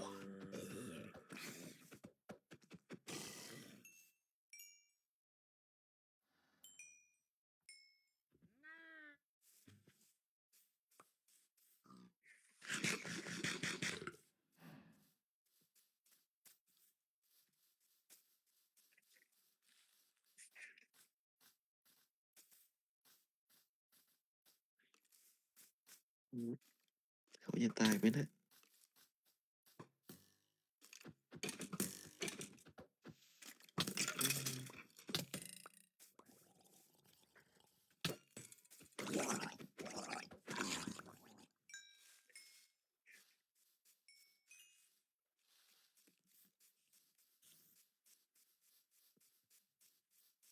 วิ่งวิ่งวิ่งวิ่งวิ่งเนี่วิ่งยพี่ชายวิ่งวิ่งต้นวิ่ง ไม้ที่ปลูกมี ABC อยู่ข้างบน NBC เดี๋ยวรอ NBC น่าจะขึ้นไปจากบนบ้านพี่แหละพี่ว่าเขาขึ้นบันไดไม่ได้นะน่าจะขึ้นเนี่ยเนี่ยจากข้างบนเดี๋ยวผมจะส่งเขาลงไปพี่ชายรับนะไหนพี่ชายรับเขานะ3 2 1อืมอุ้ยรับไม่ได้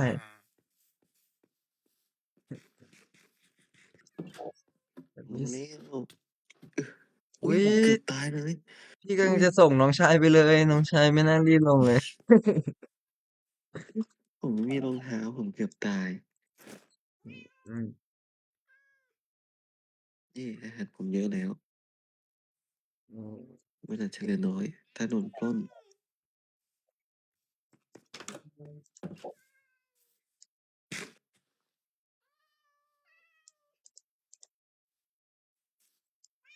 เราสำเร็จไปแค่1 ฟาร์มเดี๋ยวเราทำอะไรต่อเหรอครับพี่ชายครับเราฟาร์มอะไรเราทำอะไรเสร็จแล้วเราจะทำอะไรกันต่ออีกดีเดี๋ยวเราต้องทำฟาร์มแล้วก็ขุดเหมืองอย่างเงี้ยใช่ปะไม่ใช่อ๋อใช่เราต้องมีพื้นฐานก็ต้องมีเหล็กเยอะอยู่แบบว่าถ้าต้องหาเหล็กเยอะเยอะหน่อยหนึ่งนี่เพื่อทำฟาร์มเหล็กอืมใช่แล้วเดี๋ยวเราก็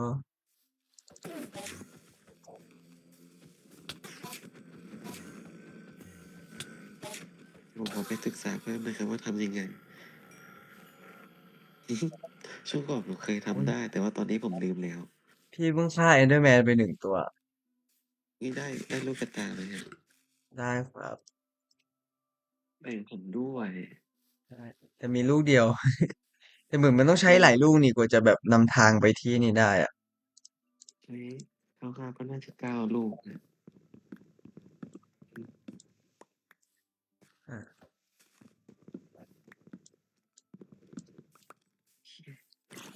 น่าจะหมดไปอีกเล่มแล้วเราล่าวัวเราไม่เจอวัวเลย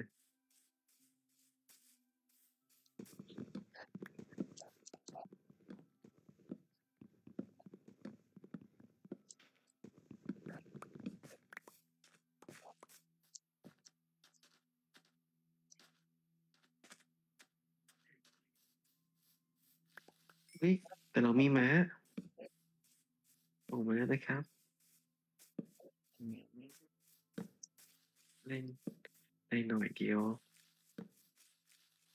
พี่ชายเดี๋ยวต่อไปเราจะแบบขุดแร่เราได้เยอะแหละเพราะว่าเราก็คือมีฟอร์จูน ว้าวก็คือสมมุติได้เพชรอันหนึงเราจะได้กี่เม็ดก็ได้2.3มาว้าว ใช่ fortune is good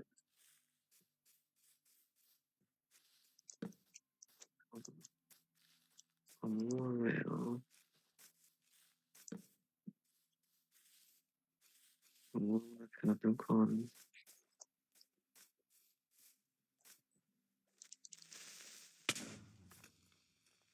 ใจคอจะไม่ให้ตีกันเลยดี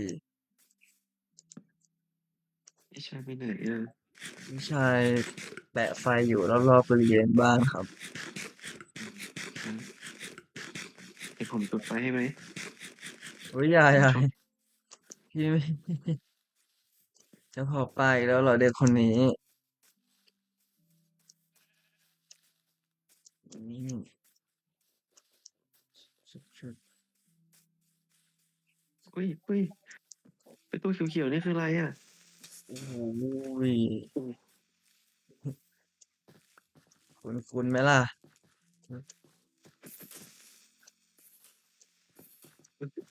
โดนเผาสวย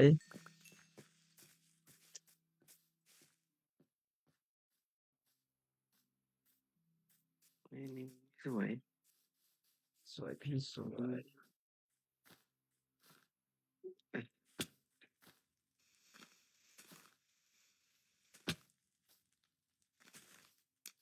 โอ้ยเผาอีกแล้วเหรอเจมส์เผาพี่ไปด้วยเลยตอนเนี้ย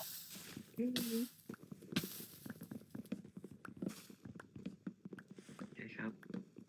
เรารวมพลัง Power Ranger เก็บไม้ถ้ามีต้นอ่อนขอหนึ่งเดียวเอ้ยได้ละน้องชายทำอะไรก็ทำเลยอันนี้พี่มีความสุขอะน้องชาย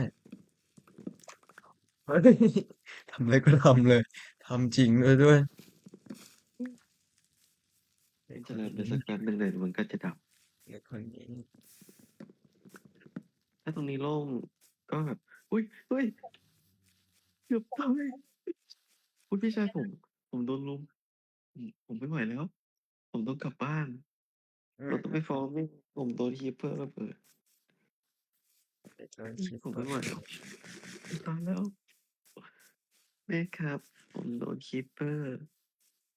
อืมอุ้ย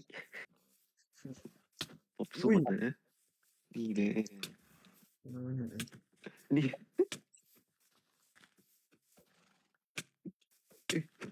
นี่เลยนี่เลยนี่เลยนี่เลยนี่เลยนี่เลยอู้อุ้ยเกาะใครแตกอะเกาะผมมีสินะให้มันรู้กันไปไม่อย่ามาหือกับพี่โอ้ยผมมีไฟนะอุ๊ยมีไฟนะผมสามารถทำให้พี่เป็นโกลไรเดอร์ได้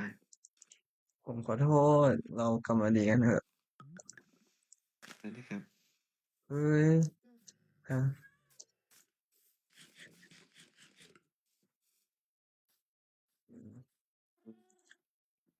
เอาเมื่อแต่อูดดอกอะไรอะดอกหนังไม่รู้อืมอยากได้หนังนะถ้าเรามีไอ้นี่เราสบายเลยนะเราสามารถขี่อูฐได้นี่แหละนี่แหละเฮ้ย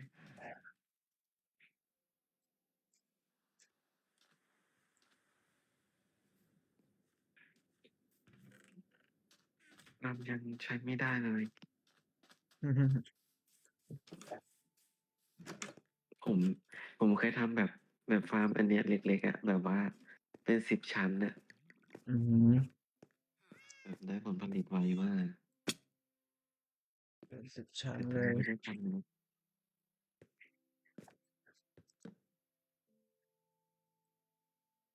มันน่ารักอยู่ไหนอยู่นี่แล้วอันละพี่ชายมี Emerald 15 อันไหมฮะไม่น่าถึงวะ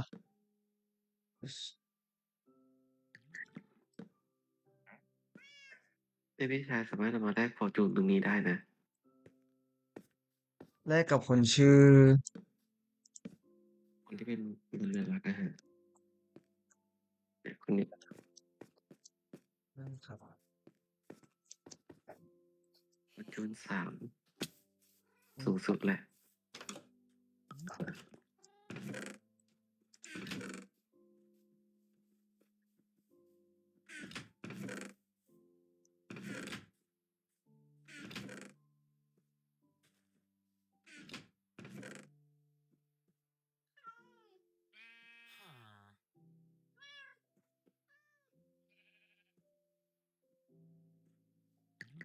แล้ว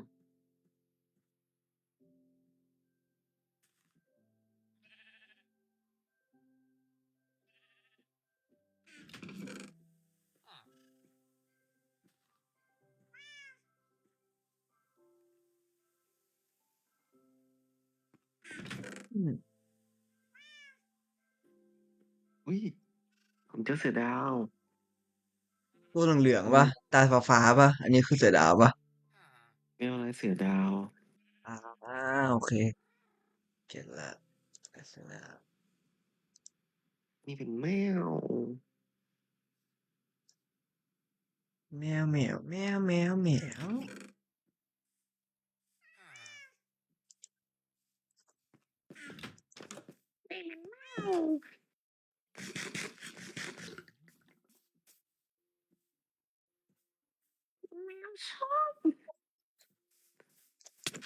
อุ้ยใครตีผมอะอย่าไม่มีให้ใครตีเขาอย่าให้รู้นะไม่รู้อย่ารู้ใครตีพี่ชายผม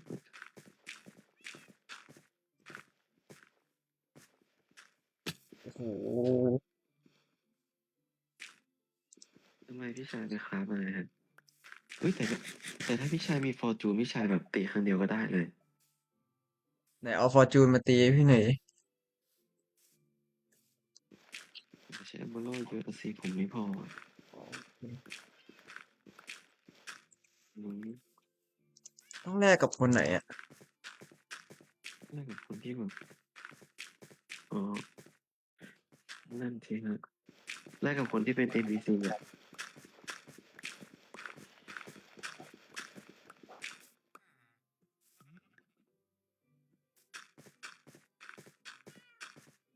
แลกกับคนนี้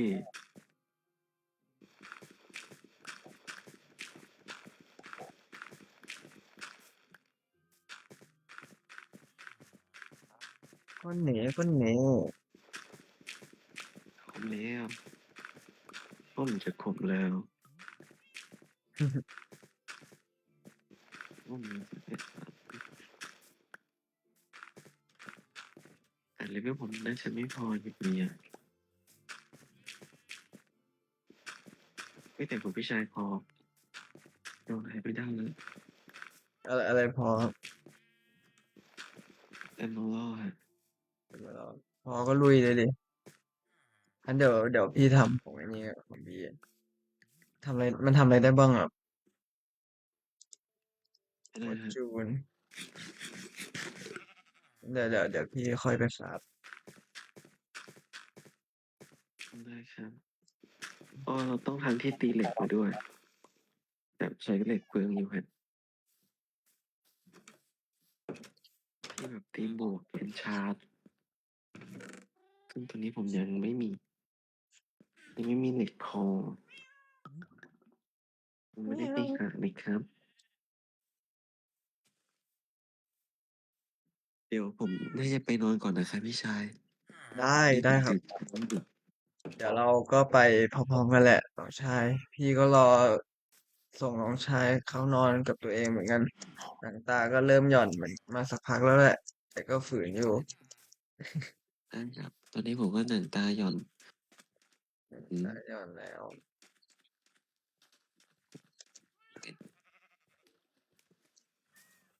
เป็นคนใจเป็นได้อย่า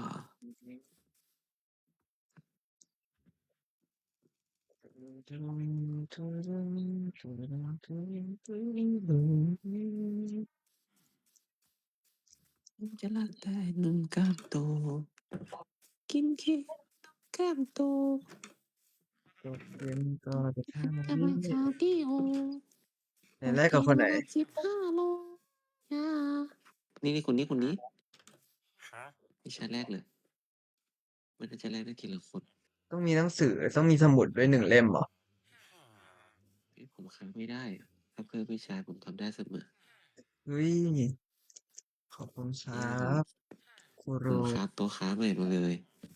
อือฮึเราขอบคุณมากครับโต๊ะค้าเรามีเยอะมากนี่ฮะ ขอบคุณมากนะครับขอบคุณครับพี่ชาย อุ้ยจบแล้ว ไม่โดน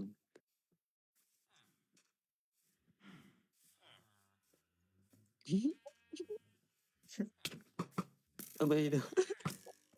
ไม่โดนแหละไม่จะตายแล้ว โอเคโอเคเราสู้กันได้ครับเราดีกันไม่เท่เราคนไทยวิชาแรกยังอ่ะแยกกันเอาหายไม่ใช่คนนี้เฮ้ยแต่คนนี้เขานี่นะแบบว่าเป็นนักปรุงยาสามารถแบบแลกแบบเอนเดอร์แบบเขาเรียกว่าอะไรอ่ะแบบว่าตาของเอนเดอร์แมนอ่ะเอนเดอร์ไออ่ป่ะาครับผมไหนคนไหนนี่คนนี้คุณชุดขาวนี่เจอคุณแล้ว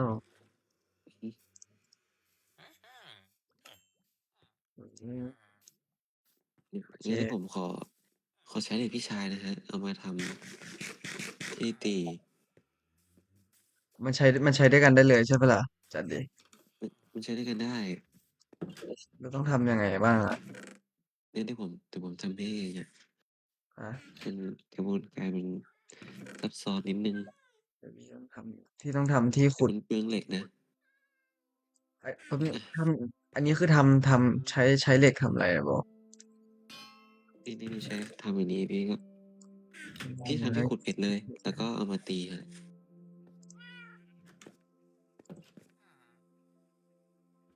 เอาที่ขุดไว้ข้างหน้าแล้วก็เอาสมุดไว้ข้างหลังแล้วคือต้องทำไงน้องชายถึงจะได้ด้วยอ่ะไม่ผมต้องมีสมุดอีกเล่มหนึ่งอะแต่ตัวนี้เอเมอรัลอ๋อแล้วคือผมยังไม่พอแล้วคืออันนี้คือพี่แล้วคืออันนี้คือพี่ยังแบบว่าคือคราฟได้เลยหรือว่าต้องอย่าเพิ่งคราฟก่อนต้องรอก่อนนี่ปะนี่คือได้เลยฮะเอาแล้วคือน้องชายจะมาใช้ต่อได้ยังไงอะถ้าเกิดพี่คราฟไปแล้วอะของผมหมอได้ใช้ต่อเหรอหมายถึงว่าถ้าเกิดพี่ก็ใช้ไปแล้วน้องชายก็คราฟไอ้ฟอร์จูนต่อไม่เป็นไรฮะใช่ปะผมหมายถึงว่าหรือมันถึงหรือต้องรอกันอะไรเงี้ยพี่จะได้รอไงไม่เป็นไรมันเป็นแบบ1 คนต่อ1 ชิ้นน่ะมันต้องอ่ทำคนละชิ้านอยู่แล้วฮะหมายถึงว่าน้องชายก็ต้องหาเอเมอรัลเพิ่มอีกอะไรเงี้ยถึงจะ ใช่ผมขาดอีกแค่อันเดียวอันเดียวเอ้ยอันเดียวพี่มีมาเอาที่พี่ดิเฮ้ยได้อะพี่ชายขาดอันเดียวแต่ผมใช่ปะใช่อืแต่ผมมวัวมี4 ตัวโอเคตัวนี้สละได้ขอโทษนะน้องวัวมาแล้วครับ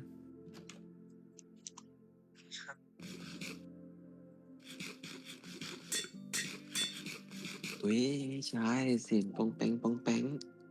อืมขอบคุณครับครับผมเรา เราได้อาวุธของดีมาแล้วเย่เย่ไอพี่ชายรวมกับรูทติ้งได้อีกนะโรตติ้งเหรอใช่กับพี่ชายมีเป็นรูทติ้ง5 ปะเอ้ย3 ปะ3คือสูงสุดเลยของพี่คือฟอร์จูน3อ่ะตอนเนี้ยอืมมีเป็นพี่ชายมีแบบสมุดรูทติ้งอยู่ฮะสมุดโอ้ยมันน่ารักมานอนตรงเนี้ยโอ้ยแล้วซอมบี้มาเคาะบ้านโรตติ้งนี่ไม่นะมันช่วยเรื่องอะไรอ่ะครับมันรูทช่วยเรื่องเพิ่มของเหมือนกันเออปะมันแปลว่าแบบขโมยอะไรเงี้ยรูทเป็นแบบ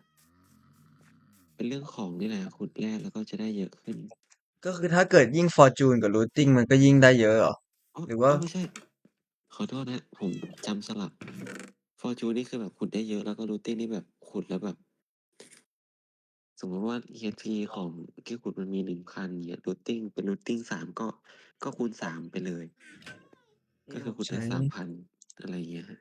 ผมใช้อันนี้ปุ๊บกับอันนี้ นี่ผมได้พอจูนแล้วกูใช้6 EXP เลยอะเยอะมาก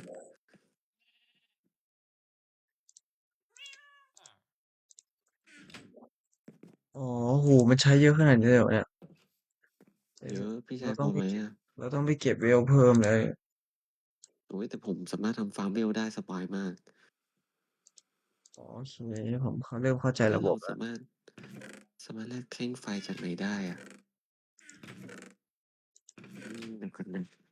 แทงไฟผู้โชคดีที่มีคืนนี้อืม ไม่ได้แล้วไม่เดียวแหละนึกไม่ออก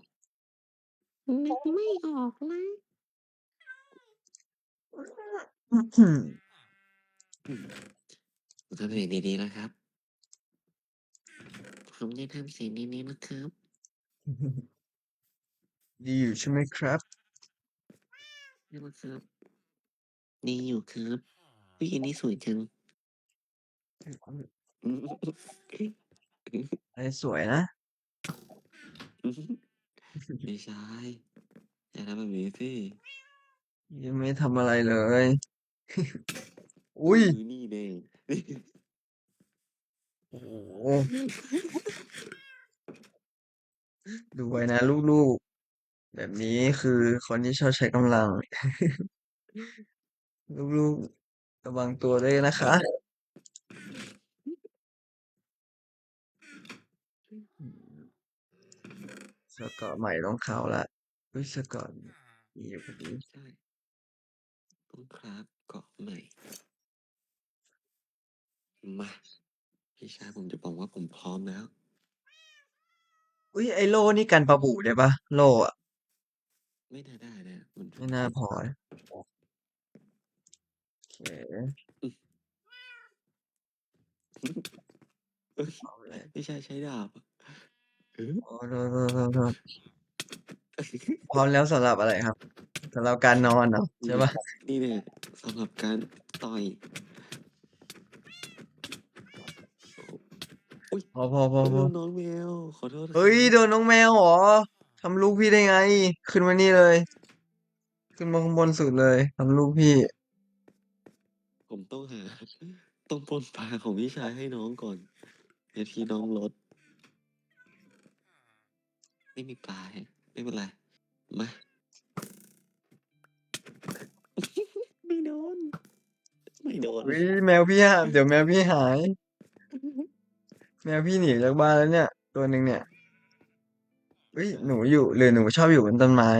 หนูไม่อยู่บนต้นไม้ไหมลูกเฮ้ยแมวคุณเดซี่ต้องอยู่ในบ้านเดี๋ยวพุดดิ้งขึ้นมาอยู่บไม่รู้นต้นไม้ได้ไงว่าอันไหนเดซี่ไหนพุดดิ้งอ่ะ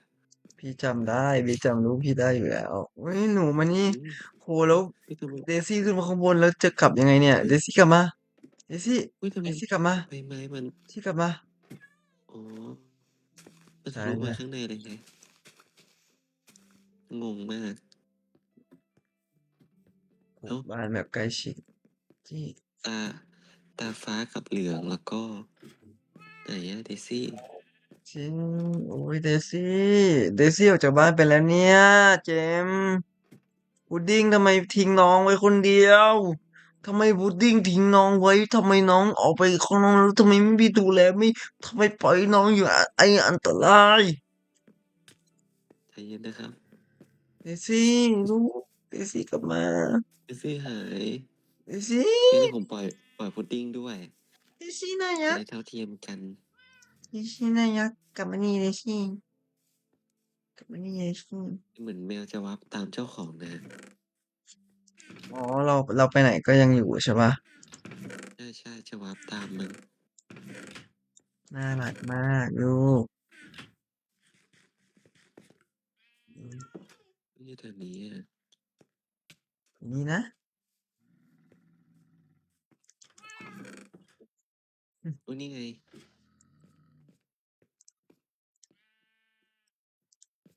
อ๋อโอเค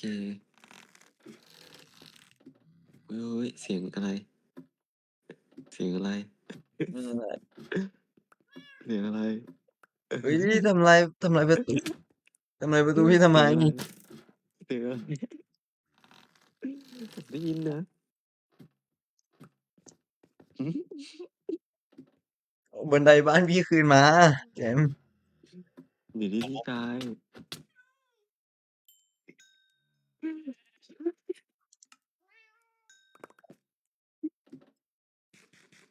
ของพี่ตกหมดแล้ว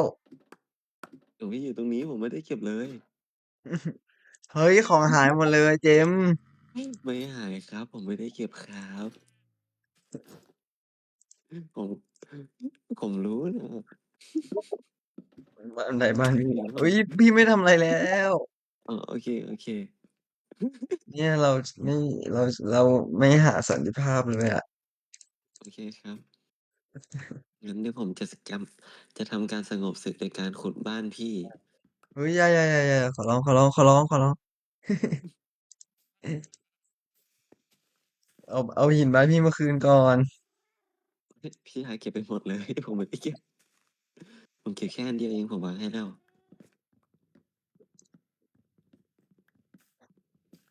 อุ้ย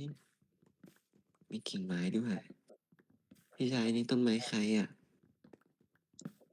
ผมเป็นคนช่วยขุดเองนะครับเฮ้ยเฮ้ยขุดทำไมไม่ต้นนี้พี่ปลูกไว้สวยงามเอาเหรอ จริงๆขุดทำไมไม่นะจบแล้วเจมส์ขอโทษครับพี่ชายผมนึกว่าพี่ต้องการให้มันสูงๆไงผมใช่ก็เลยขุดอ๋อขุดแล้วปลูกใหม่เหรอใช่ใช่ได้ครับได้พี่อยากให้มันสูงๆใช่อืมเอ๊ะ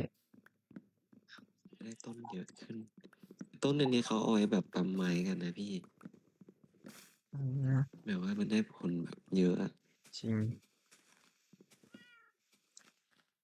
โอเคถึงเวลา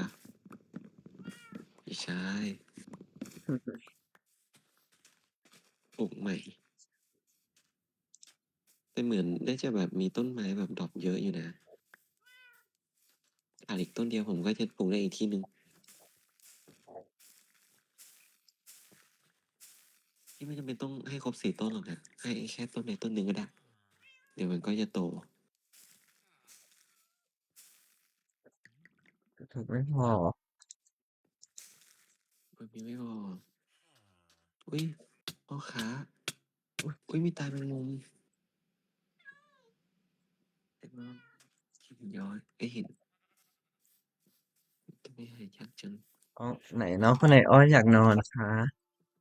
น้องคนน้องคนนี้แน่เลยตัวเล็กของฟ้าเงี้ยวเงี้ยวเงี้ยวเงี้ยวอืม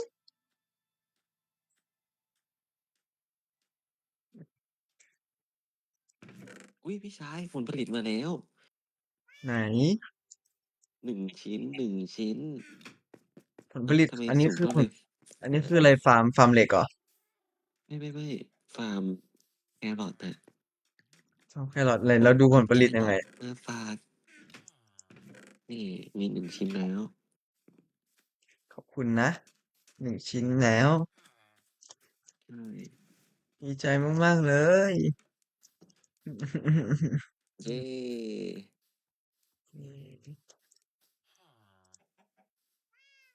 ช่วยพี่ชายปลูกเองครับเย้แต่ต้นผมสูงมาก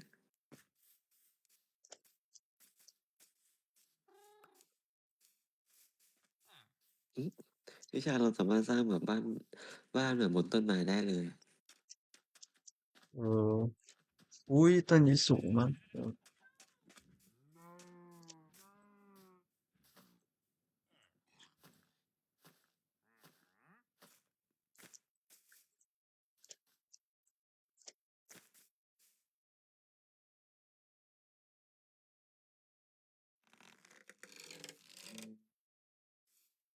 ืม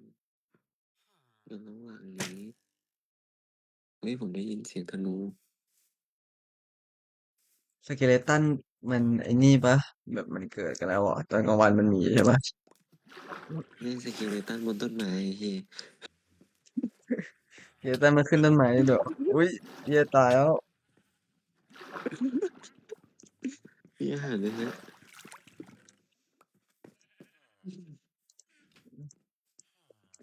เราควรดูไปนอนได้สเกเลตครับสเกเลตันตัวนี้สเกเลสเกเลตันตัวตันอะไรลูกธนูไม่มีเลย อืม อย่ายิงบรรลักษ์นะบรรลักษ์สำคัญมากผมต้องขัง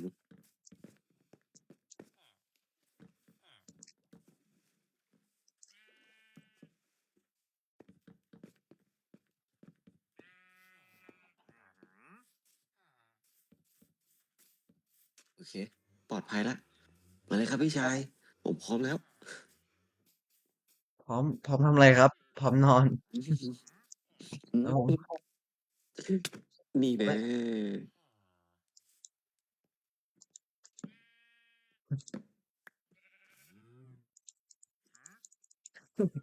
มันเอาเชือกโค้งเพื่อนไม่ได้เหรอไม่ได้อะแต่คงได้แบบแทบจะทุกอย่างเลย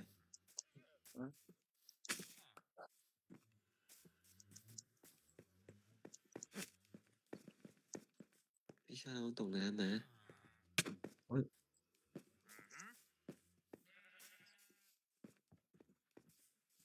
โอเคผมช่วยน้องเองโอ้โหผมได้หนังแล้วช่วยน้องช่วยน้องมาก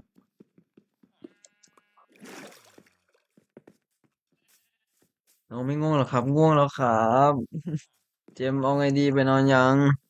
อุ้ยได้ครับผมลืมเลยเปิดศึกกับพี่ชายจนไม่ได้นอน โอ้โห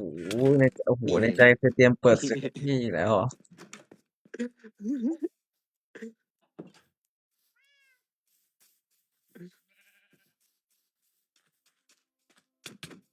นี่แน่อุ้ยอุ้ย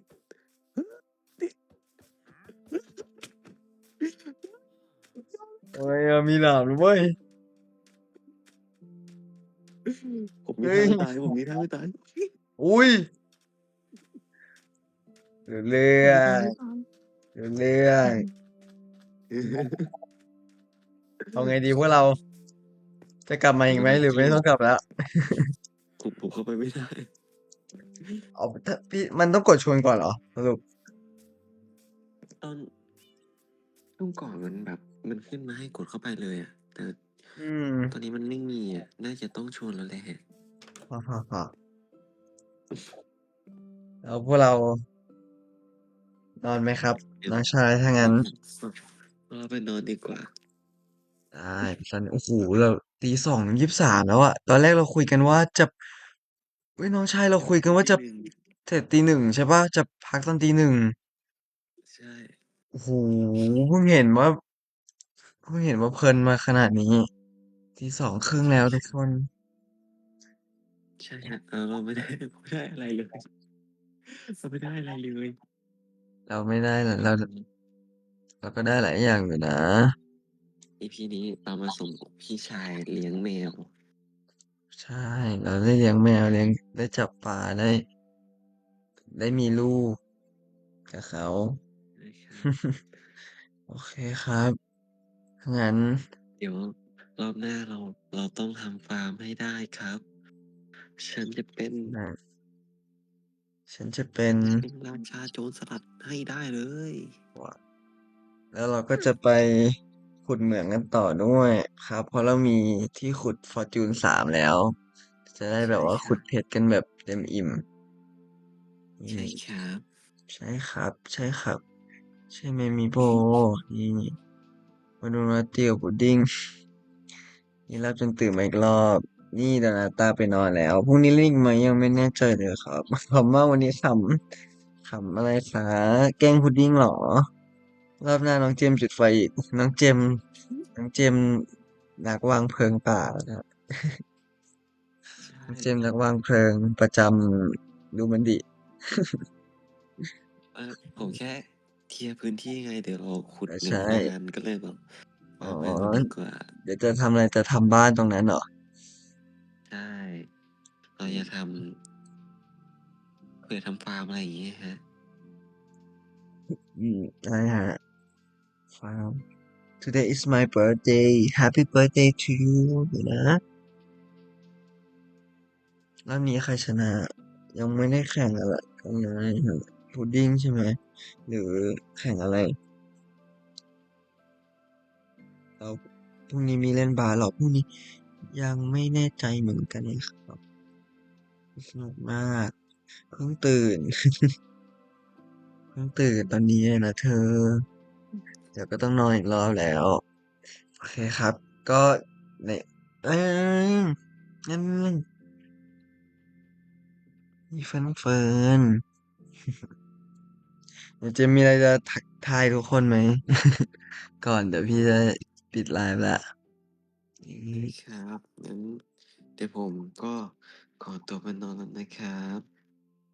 ใช่เดี๋ยวพรุ่งนี้เจมไปไหนนะครับบอกแม่พรุ่งสินี้พรุ่งนี้พรุ่งอ๋อพรุ่งนี้ผมทำงานใช่ปะใช่แบบว่าไปทำงานนี่ทำงานสไตล์เฟรชชี่นะฮะมีงานใช่มหาลัยเอออืมตื่นเช้าด้วย ตื่นอ๋อ ตอนนี้เมื่อคืนมากเลยตื่นเช้านี่กี่โมงน่าจะ8นะโอ้โหยเป็นกำลังใจให้เขาเก่งมากครับมากเลยครับอืมนี่นะตอนนี้หักแล้วง่วง เพราะว่าเล่นเกมกับพี่นัทแล้วเปิดศึกกันครับก็เลยดึก สึกอืมสบายมากฮะผมผมตื่นได้วันเกิดน้องนัดเจอที่ไหนวันเกิดนะเดี๋ยวรอทาง Official ประกาศนะครับแต่คิดว่าจะไปเป็นสถานสงเคราะห์ครับสถานสงเคราะห์เด็ก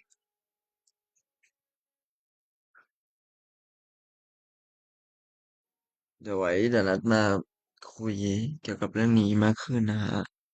แต่ตอนนี้ดึกมากแล้วเดี๋ยวก็สปอยวันคิดว่าทุกคนอยากเจอนัดในวันเกิดนัดไหมล่ะโอเคก็ฮัลโหลน้องชายพี่ชายผมครับเอาเลยคือครับมันฝันดีนะครับน้องชายเดี๋ยวเล่นเกมกันอีก ได้ครับพี่ชายยังไงก็ทักมานะครับโอเคได้ครับอยากเล่นวันไหนก็ทักมาได้กันได้เลยโอเคครับสวัสดีครับพี่ชายสวัสโอเคดีครับมามีทุกคนได้ครับฝันดีครับเจครับมส์ฝันดีนะครัสวัสดีบครับบ๊ายบายบ๊ายบายทุกคนส่งเจมส์เข้านอนแล้วอืมโอเคนี่แหละโอเคครับสวัสดีครับน้องชายสวัสดีครับ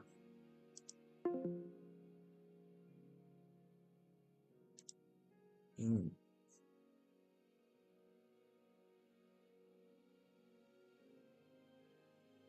ใช่น่าจะเอาจริงน่าจะเป็นวันเกิดนั้นนะครับ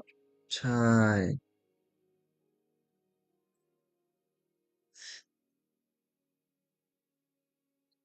อย่างนั้น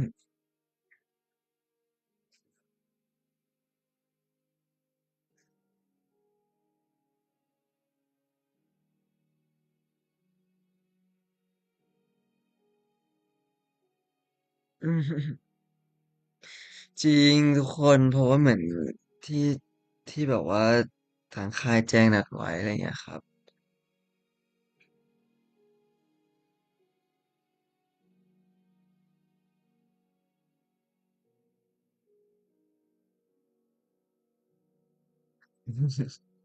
แต่ว่าใครมาหาได้ก็อยากให้มานะครับ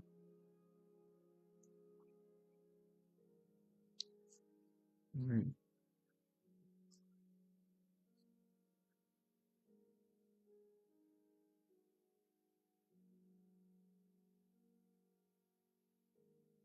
ทุกคนแต่ว่าอยากให้รอประกาศจาก Official ด้วยนะ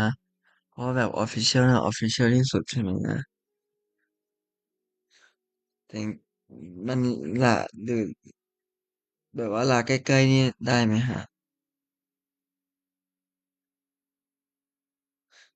อืม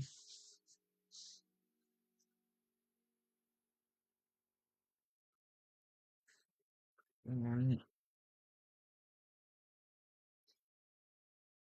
แต่แต่เหมือนที่ผมคุยมาเขาอยากให้เป็นวันนี้ครับเป็นวันเกิดนัด